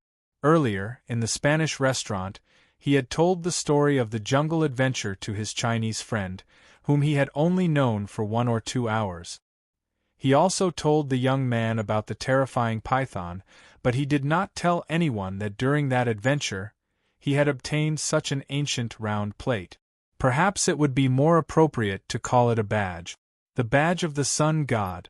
Since he didn't know the origin of this thing, Song Hauran had already named this thing. Holding only the badge of the sun god, Song Hauran closed his eyes at this time. At this moment, his thoughts seemed to have left his body. A feeling of lightness seemed to have made his soul happy, but his body was like a heavy shackle, making him feel a sense of disgust and restraint at the same time. His detached mind was spreading at this time, like a ripple, gradually spreading to the edge of the theater. In his mind, this huge theater also began to be reconstructed. So, he saw everything in the theater, including the guy hiding in the dark and the terrible thing that was buried enough to blow up this place. After a while, Song Hauran opened his eyes again. His forehead was covered with fine beads of sweat, and he felt a sense of fatigue coming from his body. This badge of the sun god allowed him to have this comprehensive perception ability, but at the same time, every use would greatly consume his physical strength and mental strength. Song Hauran didn't dare to use it too much. There are 7 locations of the bomb. Song Hauran recalled the location of the thing he saw. There are 23 bandits, and the leader is Roger. Ordinary people may have long forgotten about Roger, or they didn't know him at all. However, for Song Hauran, who mingled in the gray side of this land, naturally knew. In the archives of Iris, there was a special information booklet listing the dangerous people of South American countries, and this Roger was one of them. the son of the former head of the Imperial Capital Command, and Imperial Capital Command could be said to be the most powerful gang in this country. A senator, guests from many countries, and many upper-class people. It's almost enough to use them as bargaining chips to negotiate with the country. Song Howren took off his suit jacket and folded up his sleeves at the same time. He stretched his neck and revealed a charming smile. He liked to explore, and this time it was a very good adventure. Bucky, Doflamingo, Moria, and Crocodile. The old senator looked at the madman in front of him with a solemn expression. He had already remembered who Roger was, the son of the gang leader who once named himself command in such an unscrupulous way. The people you want have been extracted from the place where they were imprisoned, the old senator said quickly, but you also know it takes time to send them from different places. There are less than 30 minutes left, they can't be sent here. I'll kill one if 1 minute is late. Roger didn't care. There are many people down there, aren't there? Even if they are late for 2 or 3 hours, it's more than enough. Madman! Scumbag! The anger in the eyes of the old senator became more and more intense, but he couldn't resist. He even looked at a small item that was thrown on the table by Roger. To be exact, it was a remote control with only one red button. However, such a simple thing controlled the lives of all the hostages at the scene. High explosives enough to blow up the whole theater. Thinking of such a horrible thing buried under his feet, the old senator couldn't calm down. As for the greedy fat pig, he was even more unbearable, sweating profusely and trembling all over. However, listening to Roger's threatening words, the old senator had to dial the phone quickly again. Soon after, the old senator hurriedly said, Moria can arrive as soon as possible, after all, his prison is the closest to here. Roger, please don't completely enrage the government. You should know that we have shown our sincerity by extracting the hostages as soon as possible. Well, good. Roger nodded. I haven't seen Moria for a long time. Roger smiled, and the old senator sighed in relief. At least this guy wouldn't do anything too extreme, right? Bang! But I'm still bored.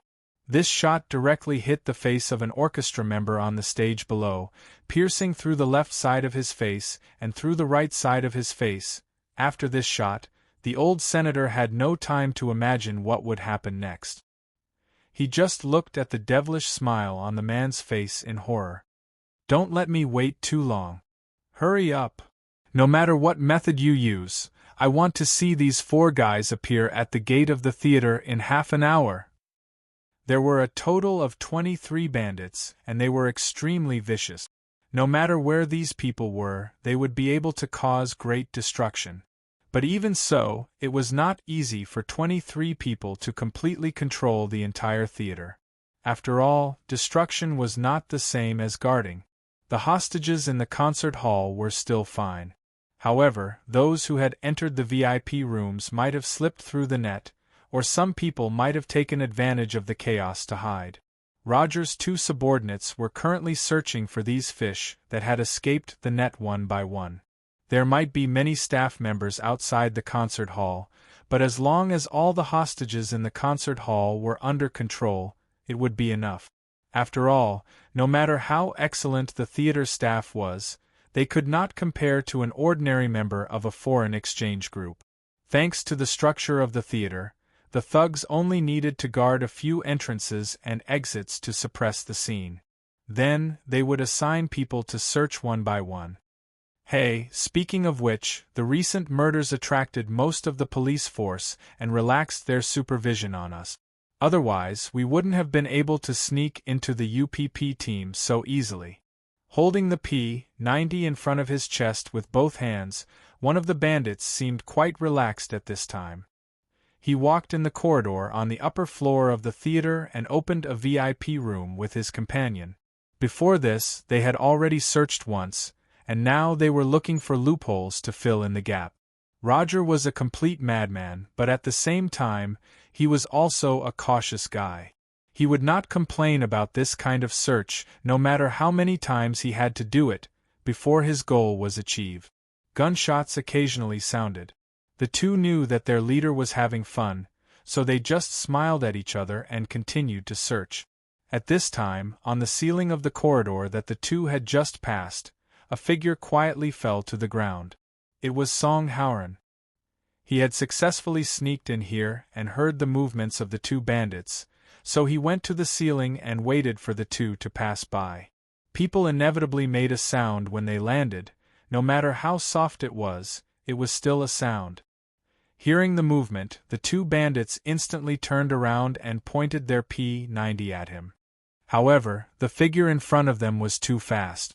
In just a moment, one of the bandits had already fallen. He did not even see how the other party attacked.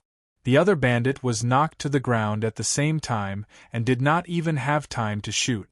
The joints in his body were in extreme pain at this time, and his body was wrapped around by Song Hauran like an octopus. Brazilian Jiu-Jitsu. Song Hauran was no stranger to killing. Many years ago, his father let him, who was only in his teens, go into the jungle alone to fight with ferocious beasts. Since the age of 16, he had followed his father to various war-torn places in chaotic South America. Under the appearance of a nobleman, there was a bloody pulse. Song Hauran opened his hands at this time. Of the two bandits in front of him, one had his neck twisted and the other was knocked unconscious. Without any hesitation, Song Hauran pulled out a black military knife from the unconscious bandit and directly cut his throat. 21 more. What Song Hauran did not notice was that the moment these two bandits, especially the bandit whose throat was cut, died, the sun god's badge he wore lit up slightly. Just as Song Hauran was about to deal with these two bodies, a strange sound alarmed him. In fact, activating the sun god's badge would make his perception soar crazily, but on normal days, his senses would also become more and more sensitive. It seemed that as the days passed, the improvement of his senses would continue. For example, his hearing at this moment was far better than that of ordinary people. The source of the sound came from another private room on the side. Song Hauran's expression was indifferent as he slowly walked towards the box. He had already heard the movement. It was the sound of footsteps. There was indeed someone hiding in the room, and hearing the footsteps, he was sure that the person was very frightened at this time and kept retreating. Perhaps he was still looking around, trying to find a place to hide? In front of the door, Song Hauran stopped, suddenly showed a smile, and calmly said, "Don't be nervous, I'm the person sent by the government to save you." As if. Yen PS1. Don't complain about the names of those prisoners, and don't laugh. Because you said that foreigners' names are difficult to remember, so for the convenience of readers, especially when it comes to memory, I used local materials. It's definitely not because I'm too lazy to give names, Deadface. Chapter 785. A while ago, Caroline finally contacted the lawyer, Carlo, and went to the hospital with him to visit Nia. Of course, they arrived by bus. Carlo's excuse was that because he was in a hurry to deliver a contract to a client last week, he parked the car in a non-parking area. Later, the car was towed away by the traffic police. Recently, he could only take the bus and sometimes even the motorcycle. Carlo kept talking about how unreasonable the traffic police's actions were in front of Caroline, and then how simple the country's justice system was. How should he say it? He spoke with assurance, but she didn't understand? Caroline only felt like she was looking at an auntie who was as petty as bargaining with a butcher in the market, only to lose in the end, like a defeated rooster. When they got on the bus, Carlo paid, but Caroline didn't think this guy was a gentleman at all. He should have paid the bill at the coffee shop. How much is this bus fare? Oh, poor Nia. Forgive me for not knowing about your situation until now. I should have come earlier. Carlo saw Nia lying on the hospital bed, walked to Nia's side almost without thinking. He knelt in front of the bed, held Nia's withered hands with both hands, and put them against his forehead. His voice was hoarse, and he cried sadly, "You used to be such a beautiful person, how did you become like this? God is so unfair." "Oh, you should have let me know earlier. Why didn't you let me know?" Nia seemed to be moved by the man's deep affection. Perhaps she was also recalling the bits and pieces of the past with this man, and her deep eyes began to moisten. Caroline once thought that Nia's tears should have dried up after she was hospitalized. But in the end, she was still moved to tears by such a man's almost disgusting words. Could it be that Nia couldn't see at all that Carlo's performance was so hard-working? How could a man she hadn't seen for a few years, or even more than a decade, be like this? Or could it be that the illness had completely swallowed Nia's intelligence and rationality, making her more ignorant than any other ignorant woman? Caroline opened her mouth, and even her eyes revealed her disdain for Carlo. She hoped that Nia could see her actions, but Nia's eyes never left Carlo. Caroline didn't know if Nia wanted to remember this man's face forever at this time, but she didn't say anything in the end. She closed the door and sat alone in the chair outside the ward, leaving Carlo a chance to show off to Nia. God, for the sake of the commission fee, I hope this man can be gentle to the end. Why should I care? Caroline suddenly shook her head in self-mockery. She felt a little bored and looked around the corridor of the inpatient department. In the end, she found that there were actually quite a lot of people. They all had relatives who were hospitalized here, right? With her thoughts in a mess, Caroline simply took out her phone and began to scroll through her WeChat moments and Twitter to kill time. I wonder how Nia and Carlo's discussion in the ward went. She sent a message to Livia. After waiting for a while, Livia did not reply. She made another call, but it turned out that Livia's phone was turned off. Livia said that she would also leave and live outside for a while. She should have left by now, right? Although this guy was in the flesh business in the district, Caroline knew very well that Livia had a boyfriend outside without telling her, and it seemed that he was still a college student. Livia, this fool, even secretly left a portion of money every month to subsidize this man's tuition and living expenses. Perhaps she went to her boyfriend's side. Caroline fell asleep as she thought about it. She sat in a dream. In the dream, she was an angel. Her wings were not the pure white of angels in the Bible, but gray. Her wings were folded and wrapped around her body. She couldn't fly, so her body began to fall from the sky. But she could never touch the ground. She just kept falling, seemingly without end. She couldn't open her mouth, and could only watch helplessly as she fell. Her body was like a stone statue, and she felt as if she was a soul that had been imprisoned in a statue. Caroline didn't know when another version of herself appeared in front of her. It was the same face, but the other party didn't have wings and was no different from an ordinary version of herself. She was also falling at the same speed as her. Her line of sight was always on the same moving horizontal line as her. She felt like she was looking into a mirror. The two of them were falling to the ground with their heads down, but they were still looking at each other with their eyes open. Caroline was still unable to speak. She had never been so anxious before. But the other party moved. The other version of herself moved. There was a slight smile on her face. It was a strange smile that frightened Caroline when she saw it. The other party moved. This person who looked exactly like her moved. While falling, the other party stretched out her palm and slowly reached out to her. Finally, she placed her palm below her abdomen. She opened her mouth, but no sound came out. Her mouth kept changing, and it was obvious that she was saying something. "I'm taking it." What? The ground below was suddenly swallowed up by darkness. The darkness was like ink dripping onto a piece of paper towel, quickly climbing up to the sky and finally dyeing the bright sky black. Caroline felt pain. It was very painful. The reason for the pain was that the mobile hospital bed being pushed by the doctors and nurses quickly passed through this narrow corridor. The wheels at the foot of the bed directly ran over Caroline's feet. It would be strange if it didn't hurt. Caroline woke up with a start in pain. She looked at the hospital bed in the distance with hatred and quickly took off her shoes. There was a red mark on her feet. She didn't know if her bones were hurt. Why am I so unlucky today? Caroline sighed and slowly rubbed her feet. At this moment, the door of the ward in front suddenly opened. Carlo walked out expressionlessly. He frowned when he saw Caroline still sitting here. "Have you finished your discussion? Where's Nia?" Caroline had to ask. Carlo said indifferently, "She finally fell asleep. You'd better not wake her up. By the way, do you have time? I want to talk to you about something."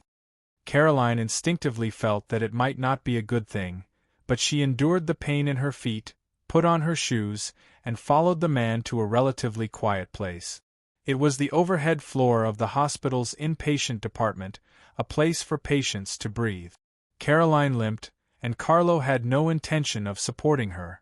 This old man, who still had a trace of his handsome appearance when he was young, took out a wrinkled soft pack of cigarettes from the pocket of his suit, picked one, and began to smoke. Caroline said impatiently, "If you have something to say, just say it. If there's nothing, I'm leaving. It's too late." She worked at night. Naturally, it was just an excuse to say that it was too late. She just didn't like to stay with this old man. It reminded her of Nia's appearance. It was completely different from when she was desperate. She glowed with a strange spirit as if she saw hope. "You're also a prostitute." Carlo slowly exhaled a puff of smoke. "Nia told me some things about you." Caroline looked at him with her arms crossed and frowned. "If you have something to say, just say it." Carlo turned around and leaned against the railing with his back to the city's night lights. "Nia entrusted me to sell her house and the remuneration has been negotiated. But she has another condition. I won't participate in the real estate business." Caroline shook her head. That kind of thing was too troublesome and thankless. She had no reason to help. Carlo said with a faint smile, "You really don't plan to participate? Even if you can get 10% of the wealth after the property is sold?" Caroline was startled. Carlo explained, "Nia did entrust me, but she also entrusted you to be her agent." With that said, Carlo sneered, "This woman obviously doesn't trust me." Thinking of Carlo's performance in the ward, Caroline also sneered, "It would be strange if I believed you. It's really disgusting." "It's just for the sake of money." Carlo shrugged. "If she's willing to give me money, even if she wants me to kiss her feet right away. And you always insist on visiting Nia in the hospital, don't you have some purpose?" Caroline nodded. She didn't want to talk too much with this man. Nia was willing to give her 10% after the property was sold. To be honest, it made her surprised. Was this the reward for visiting all this time? Perhaps, just like what this old man said, from the very beginning, she had expected something, because she knew Nia didn't have any children or relatives. But later, that kind of thought unconsciously became indifferent. As to when it disappeared, even Caroline herself couldn't tell. "Is that all? If there's nothing else, I'm leaving." Caroline directly turned around. Perhaps she should wait for Nia to wake up and talk to her about this matter. Nia was a light sleeper. The illness had been tormenting her, so Caroline felt she wouldn't wait for too long. 10% is too little. But, if it's 50%, how about it? Carlo's voice came from behind, filled with an unprecedented charm. Caroline subconsciously looked back, only to see this old man biting the half-smoked cigarette, with both hands in his trouser pocket, looking at her with a smile that Caroline hated very much. This kind of smile was like the pimp who introduced her to the business, introduced her to her first customer, and completed the first business in her life. "What did you say?" Carlo walked towards Caroline. "I think Nia's condition is really terrible, don't you think? She can't be saved and she won't be saved. Why should we waste our wealth on such an expensive surgery? And it's a surgery that might not be effective even if we do it? Tell me, instead of investing the money in the hospital, why not put it in my pocket and yours?" Caroline's breathing couldn't help but speed up with every sentence that Carlo said. Carlo suddenly reached out and lifted Caroline's chin. "With this money, your life and mine will become better, won't it? And what you and I need to do is just to weave a beautiful lie. You know? A house in the West District can be sold at a price you can't imagine. That's wealth that you can't earn even if you sleep with hundreds of men. Scum. Caroline slapped Carlo's face hard and left angrily. Carlo wasn't angry. Instead, he raised his voice and said behind Caroline, "Think about it carefully. As long as you nod, you can get a fortune. Nia can't live. Is it worth it or not?" A house in the West District could indeed be sold at a sky-high price. Caroline didn't even know how Nia earned the money to buy such a house. Surgery. Are we really not going back to Nia? The doctor did say that Nia's condition was very bad. The surgery was just a last resort, and the chance of success wasn't high. It was more likely to accelerate her death, or die during the surgery. Why entrust me? It seemed that she also noticed Carlo's hypocrisy, so she was worried. After all, Nia was already a dying person. She was very suspicious and didn't believe anyone. It was understandable. Is not afraid that I will. How much could a house in the West District be sold for? No matter how much it could be sold, it wasn't a luxurious villa. It couldn't be compared to the wealth in her huge bank card, but this wealth couldn't be used recklessly before she figured out the situation. As she thought about it, Caroline had already arrived in front of Nia's ward. She reached out and put her hand on the door lock. Just as she was about to push it open, she paused. Her hand didn't seem to want to push the door open. She felt as if there was a pair of eyes watching her from behind. It was Carlo's eyes. Caroline turned around abruptly, but there was nothing behind her, only the grayish-white walls of the hospital corridor. A cry suddenly came from the right. A woman was lying on the moving bed, crying and unwilling to get down. The bed sheet covered the face of the person lying on the bed. Caroline knew what this meant. She remembered that this was the mobile hospital bed that had run over her not long ago. "I'm sorry, the surgery failed." The doctor seemed to only be able to say some useless words. She seemed to have heard these words many, many years ago, when her father was shot in a gang fight. Death. Caroline's face was pale, and she found it difficult to breathe. Her hand suddenly let go of the door lock. She held the wall of the corridor as if she was powerless. She just wanted to get away from this place. Whether it was Nia, the crying woman in front of her, or Carlo who might still be smoking on the overhead floor. Get away. After a moment of silence in the VIP room, Song Howren heard footsteps again, coming towards the door. Click, the door opened. It was a white-haired old man who looked a little sloppy. He was about 60 years old. The old man was obviously terrified. Perhaps he had already seen Song Howren slit the criminal's throat, which was why he was so frightened. But it was clear that the person he killed was a criminal, which gave the old man the courage to show himself. Are you really the rescue? In addition to being frightened, the old man was also very suspicious. Song Howren said indifferently, "Let's not talk about this first. There is a bomb here. I will take you away as soon as possible." "Bomb!" the old man exclaimed. "It's enough to completely destroy this place. It's very dangerous." Song Howren nodded. "Let's not talk about this first. I will take you to the exit. You leave first. I have to find the bomb's remote control." Song Howren quickly glanced at the old man, but he was searching his memory. His memory had always been very good, especially after he got the Sun God badge. It seemed to be developing into a memory master. So he had long memorized the information of many important people in this country, their appearance, origin. As for this old man, he was also in his memory. Frankie, a doctor in the field of aerospace from the National Scientific Research Institute. He was also one of the only researchers who survived the rocket launch explosion in this country a long time ago. How could this old man be in such a good mood to come to this place for a concert? Chapter 786. You are Dr. Frankie, right? Song Howren looked at the old man and asked. Dr. Frankie also looked at Song Howren in bewilderment. It was not that he had never seen people with Eastern faces, but he felt very strange that an Eastern face would be a member of the government of this country. This was very rare. You know me? Dr. Frankie frowned. Song Howren said casually. Doctor, I am from the National Security Agency. I have read all the information of important people in the country, so I can recognize you. His brain began to work quickly, and soon he came up with a complete explanation. It was not perfect, but it was enough for the current situation.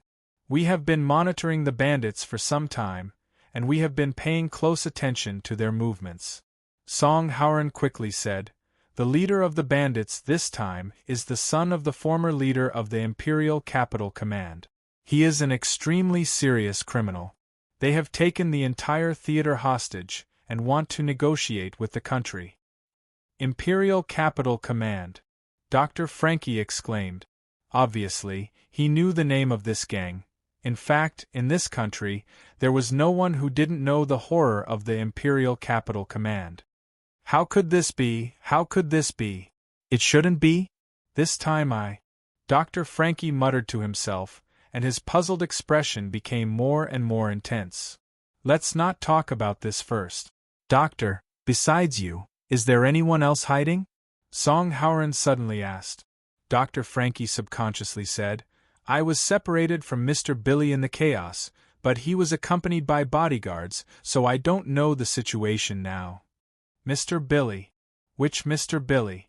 Song Howren asked. Dr. Frankie said, Of course it's the Socialist Party. Can I really leave here safely? Dr. Frankie immediately changed his tone and looked at Song Howren nervously. Song Howren laughed in his heart. Although this old man is vigilant, his reaction is not fast. Socialist Party, Mr. Billy? Could it be the leader of the party? Song Howren quickly sorted out the information he had. Frankie was an important talent in the country's scientific research field, and that Mr. Billy was most likely the leader of one of the opposing parties, the Socialist Party. How could two such figures get together just to listen to a concert on a whim? Looking at the situation, this Mr. Billy probably didn't bring a lot of people.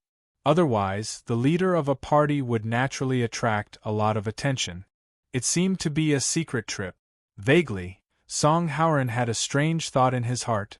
Could it be that there was a third party in this theater who had gathered here for a certain matter, but unfortunately encountered Roger's hijacking of the theater? If this is the case, then including the assassination of the target on my side. TSK, this is really a good day. Doctor, I'll send you to a safe place first. Song Howren decisively grabbed the old man's arm. Dr. Frankie seemed to want to say something, but in the end, he held back. He just frowned and seemed to be worried about something. But when passing by a VIP room, Song Howren suddenly stopped, because he felt something was strange. In order to search for the remaining people hiding, Roger's men opened all the doors at the beginning. In this way, if the door of a room was closed during the second search, it was likely to be a fish that escaped the net. After all, when people were panicking, they would always subconsciously find a safe place. It was common sense to close the door of the hiding place. What Song Howren noticed was that this door was also closed and locked.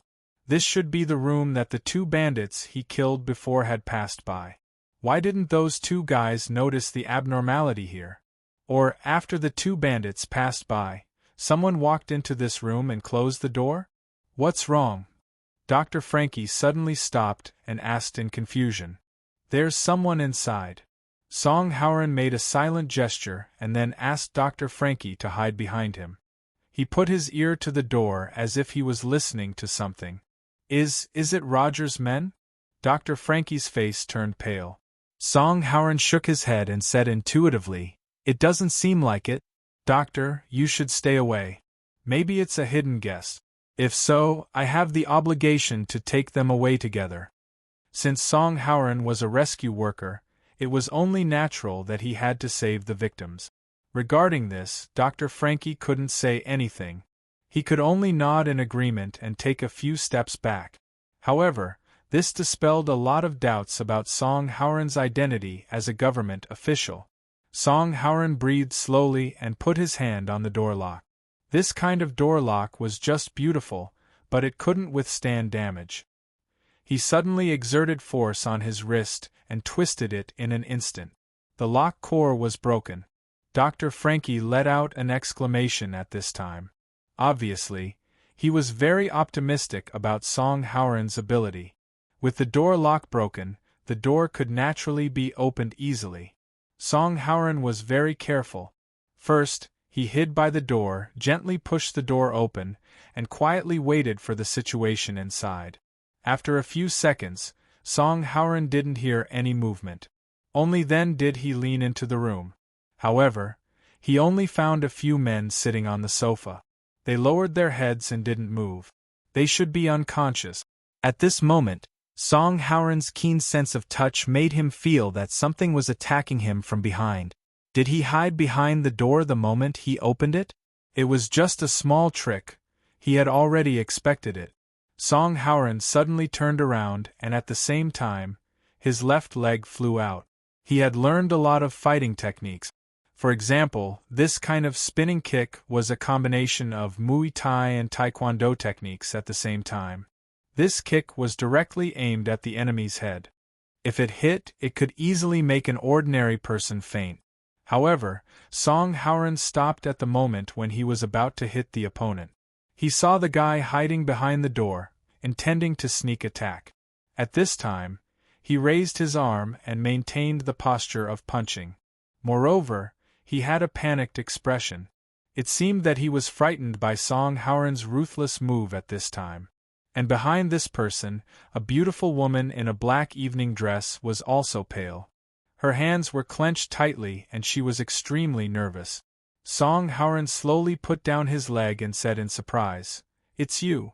The people hiding in the room and intending to sneak attack him were the young man and woman he had met on the street earlier. Luoqiu and Yu Yi. "Mr. Song, it's you." Luoqiu seemed to be very surprised. At the same time, he seemed to be relieved. He said with lingering fear, "I thought it was those annoying terrorists." "Maybe I am a terrorist." Song Howren blinked his eyes and looked at the countryman who he felt quite familiar with. He smiled and said, "And the kind that kills without blinking." Luoqiu was startled, then said with a strange expression, "Then, in that case, the situation is even worse." "Ha ha ha ha. I'm just kidding." Song Howren didn't know why, but he always felt that the feeling of familiarity in his heart became stronger when he looked at the young man's embarrassed appearance. He patted the young man's shoulder directly. "I won't attack my friends. By the way, why are you hiding here?" Luoqiu looked at Yu Yi and quickly said, "I came here with her to listen to the concert. But we didn't expect to encounter a hijacking. It was very chaotic at that time, so we quietly hid." Song Howren suddenly asked, "You just hid in this room and then locked the door, right?" Luoqiu said in surprise, "How do you know?" Song Howren smiled and said, "Because I have eyes in the back of my head. Let's not talk about this first. What's the matter with these people? Why did they fall down?" He pointed to the unconscious men on the sofa. Song Howren's eyes were fierce. At first glance, he could see that among these people, only one was pampered, and the others were obviously bodyguards. But at this time, Dr. Frankie was also there. He didn't call out Billy's name. Obviously, this guy couldn't be Frankie's companion. As for whether it was Luoqiu and Yu Yi who did it, Song Howren directly rejected this idea. From the way Luoqiu hid behind the door and attacked him, this was simply the behavior of an ordinary person. Even if he didn't stop and swept the other party's head with his leg, Luoqiu might have fallen to the ground. As for Yu Yi, this woman was weak and boneless. Not a single muscle could be seen on her body. She was completely like a noble daughter. Naturally, she didn't have that kind of ability. Otherwise, it wouldn't be easy to move around in this kind of evening dress. Even his subordinate Luvia couldn't do it. He asked Luoqiu if he came in and locked the door, and the other party's reaction was not beyond his expectations. At this time, the only thing Song Howren was curious about was the identity of Luoqiu and Yu Yi. The admission ticket for this concert was very difficult to get outside. This little guy said that he was going to study in the UK soon, right? Maybe he was from a rich family in the country, or the son of a government official. He should have some status or something. They came here to travel, so it wasn't strange that they came to listen to the concert. It's just that this pair of talented man and beautiful woman encountered such a dangerous situation. I'm afraid that the original idea of a romantic night has long been gone. By the way, it seems that Luocio mentioned that his father is a police officer. Then he should be an official in the police system, right? Luocio shook his head at this time. I don't know. When I came in, they were already like this.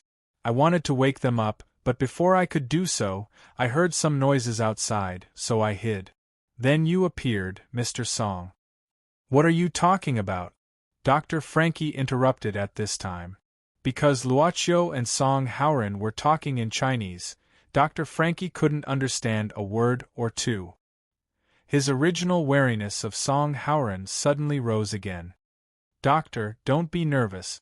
Song Haoran waved his hand and said, These two people are from a rich family in China.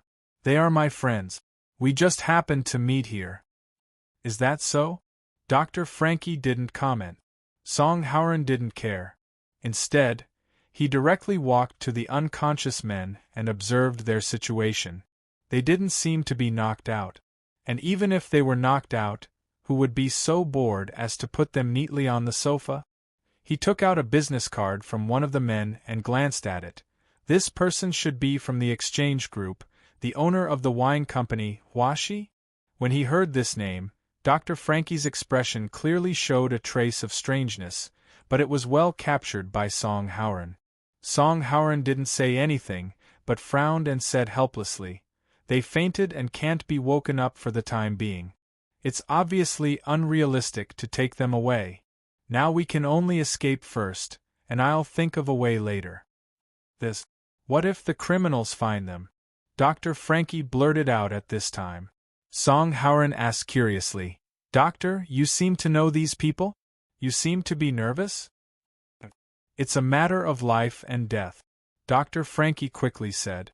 Song Haoran shook his head and said, I can only choose you who can move normally. This is not a place to stay. If Roger finds out that his men didn't report in time, I'm afraid he will find out about the situation here. We need to leave now. Okay. Dr. Frankie nodded hesitantly. Song Haoran looked at Luocio and Yu Yi at this time, and patted Luocio's arm hard, and laughed heartily. How is it? Do you feel the charm of this country? Luocio smiled bitterly. I feel it. Have you practiced it in the future? Song Haoran suddenly asked again. Luocio nodded and said casually, When I was young, my father taught me self-defense skills, but after I grew up, I didn't practice much. Song Haoran nodded. There's no time to lose. Take your little girlfriend and follow me. This is the time to show your masculinity. With that, he suddenly approached Luocio's ear and whispered, It's also the last chance to win her heart. Let's leave here first? Luocio suggested. Why is it like this? I feel like I'm being possessed by Ren Xiling. Boss Luo secretly shook his head and looked at Miss Maid. Yu Yi naturally cooperated and quickly stepped forward, letting the boss take her hand, and then followed behind Song Haoran. Master seems to be having a good time. Miss Maid smiled slightly. A group of people, led by Song Haoran, left quickly. Soon after, something happened. The group met another couple at the corner of the corridor, and almost got into a fight. June, Chong. Xiaoli. It's me. Song Haoran suddenly shouted. Chong? Xiaoli? Oni and Luvia looked at each other. They didn't know what this military counselor was playing, but they had been following Song Haoran for a long time, so they immediately cooperated. These two are my colleagues. Song Haoran looked at the surprised Dr. Luocio and Yu Yi and explained, We will take you away. Dr. Frankie didn't say anything, but his frown became deeper and deeper. Boss Luo looked at the woman named Xiaoli in surprise. This fiery red evening dress turned out to be the same style as the one he prepared for Yu Yi. Oni, who transformed into Chong, was at the back, while Luvia, who transformed into Xiaoli, was leading the way with Song Hauran. Song Hauran asked in a low voice, "How did you come up?" Luvia quickly said, "There is a lunatic upstairs who shoots at the crowd from time to time, causing panic. However, he just shot and killed a person, so the hostages suddenly became chaotic. Oni and I took advantage of the chaos and quietly escaped from the backstage. We came up here to see if there is a way out." "Well, you did well. Now I don't have to waste my effort to get you out." Song Hauran was quite surprised. "By the way, military counselor, who are these three people?" Luvia asked curiously. Song Hauran said, "That old man is a scientist. It seems that something happened tonight that we don't know. As for the others, they are just ordinary people, so I brought them along. That young man always gives me a warm feeling, so I can't let go of him." "How willful! Don't you know it's very dangerous now?" Luvia glared at Song Hauran angrily, but perhaps this was the charm of the military counselor. Oni had been listening to the conversation between Song Hauran and Luvia through the headset. After listening to it, he subconsciously turned to look at Luocio. After a few glances, he nodded his head. This frail-looking fellow with weak legs was probably one of those young masters from China. Additionally, he was the type who specialized in playing with women. "Gigolo weakling." Oni whistled. However, just as he finished, he let out a scream, alarming everyone in front of him. "Oni! Chong, what happened?" Song Hauran was greatly shocked. At this moment, Oni painfully raised his feet. After staring blankly for a while, he bitterly said, "Boss, why is there a nail here?"